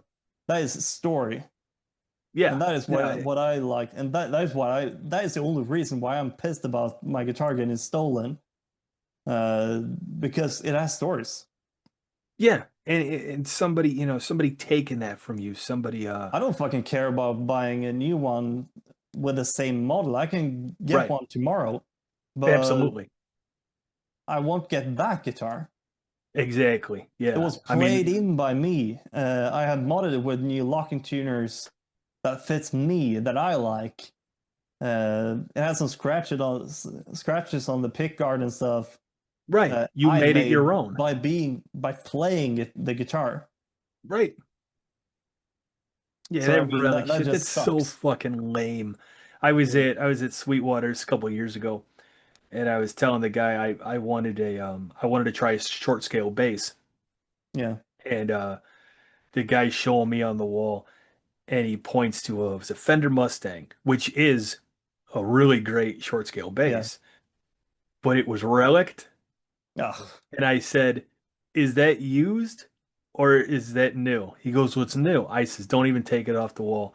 I Yeah. go, No, it's I don't even stupid. want to play it." I said, "That is the most poser shit ever. Yeah, no, it Relicking should is be the road worn. relicking is the most poser shit to ever exist." Yeah, I didn't want to keep it for 30 years and make it ugly. I wanted to buy yeah, it ugly. Now, The exception to the rule is if you buy an old guitar that already looks that way. Like if somebody came up to me and said, "Hey, I have a 57 P bass Fender. I'll sell it to you for $600." Knowing that it's like a 3,000 like $5,000 bass. Yeah, I'm going to buy it. I don't care what it looks like. Take my But I'm money also and leave. but I'm also not going to tell people that I did. I'm going to tell if anybody asks, I'm going to go, "No, I bought it this way." Yeah. Yeah, It of was course. like this when I bought. I'm not going to go. used. Yeah, I bought it Every used. single ding and scratch has a story. What are you guys drinking on? I was like hearing about beers I'll never try. It's a good old Carlsberg, or the Carlsberg, as we call it. But it's a quite weak beer. Oh, is it? Yeah, it is only like 3.5% alcohol. Oh, okay. Yeah, but that's a good beer. That's one of those beers you can have a bunch of them, you know? Yeah, exactly. I don't do You're like you gonna guys. pee your ass out, but Right. You guys have a lot of like the IPAs. Are those big in Sweden? yeah, I guess. I mean, now since I started working as a bartender, I have got my eyes on a lot more of that stuff, which I didn't before that. But I fucking hate those things. They all taste like piss. I'd much rather prefer a pale ale or a stout. Stouts are good. Stouts are good. There are so much good stuff. I even like have a bottle right here. I've already drunk it, but like this is an innocent gun. It's called. It is a stout from Ireland that is made on a whiskey cask. Oh, you know what? I didn't show you guys this. Hold on, you're gonna get a fucking kick out of this.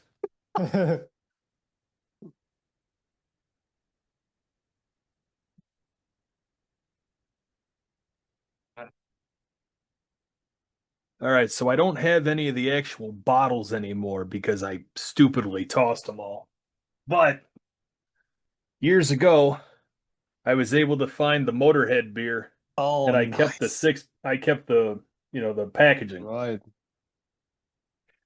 This was a really weird find. I was going to my mom's house to have dinner, yeah. and I stopped at the grocery store by her house because her husband and I were big drinkers. And I said, "Oh, I'm going to bring a case of beer over and, share them with Mike." And I saw they had the fucking Motorhead beer. And they had a bunch of the 6-packs. And I thought, well, I'm just going to get one. Or two. And I went back like a week later and they were all fucking gone. Oh, no. I said, God damn it, I should have been. That's my problem is I don't consider myself a greedy person by nature. And I should have been. I should have bought the whole fucking shelf and been done with it. Of course you should. Yeah, I really screwed the pooch. I bought you the Motorhead round when you turned 20. Yeah. Oh, nice. Because over here in Sweden, the legal drinking age is to carry home alcohol. It is 20. Oh yeah, but going to the bar is 18. Really? Yeah. Wow, everything over here is 21 across the board. Yeah, in all states as well. I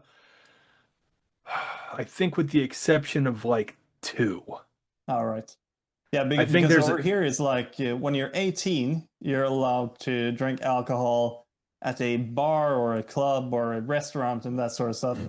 But to carry home the alcohol, because we have a dedicated store for like hard liquor and the like stronger beer and that sort of stuff. This beer, like I said, this is 3.5 in alcohol. That is the strongest beer you can buy in Sweden in a regular store. What's this? What's the AC? In a regular like grocery store. Where the fuck is it? Got to see on here somewhere. Yeah. 6%. Yeah, that's a good one. I think that the Irish stout that I showed you is like 6.2 or something.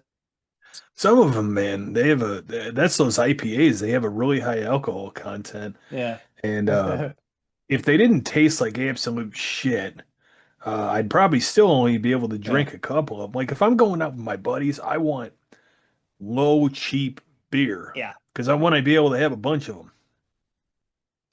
Even if we have like parties these are like and such. $8 for a 6-pack or something. Yeah, right. That's reasonable stuff if you're going to a Yeah. party or something, Yeah, if I go That's to a like our party, I version want of like stronger. well, if I'm going it depends on how long I'm staying. Yeah, right. Yeah, But hey, I actually brought another cool instrument that I can show you. All right, and we're back. Yeah, exactly. It is this guy. It is the brand is it's called Burnout, I think. Okay. So I guess it's a cheaper brand. I've actually Yeah. not seen this brand in years. I never heard of it. Yeah, this is the only guitar I've heard of actually. Okay. I switched to like Godo locking tuners Yeah, on this yeah, guy. yeah. Then I stripped 2 of the pickups because fuck single coils. Yep. I get it. So I like moved up the volume knob. So I only have a volume knob. It's pickup volume knob straight to the input jack. Perfect. It is like with a whammy bar, but I blocked it. Yeah. But the cool thing with this is this was my first electric guitar. All right, guys. This was the wrap-up show for 2024 of the Metal Verbalizers podcast and the end of season 4. Hey, it has been a great year, and we want to give a huge thanks to the bands that has been joining us and allowing us to interview them. And also, we want to give a huge thanks to you guys, the listeners. Without you, this podcast isn't possible. And also, we want to give a huge thanks to Adam from Black Tornado Podcast that has joined us for this Christmas special for the 2nd year in a row. And huge thanks to you. This chat is not done right here. If you want to hear the rest of our chat with Adam, you're going to have to head on over to Black Tornado Podcast on YouTube. There we have the rest of this chat. This is just half of it. We have even more there to check out, and you do not want to miss this. So big thanks to you, Adam. And hey, we're going to take a little bit of a break from the podcast right now, and we're going to be back even stronger, even better in January of 2025 for season 5 of this podcast. So see you then. Have a good one, and Merry Christmas.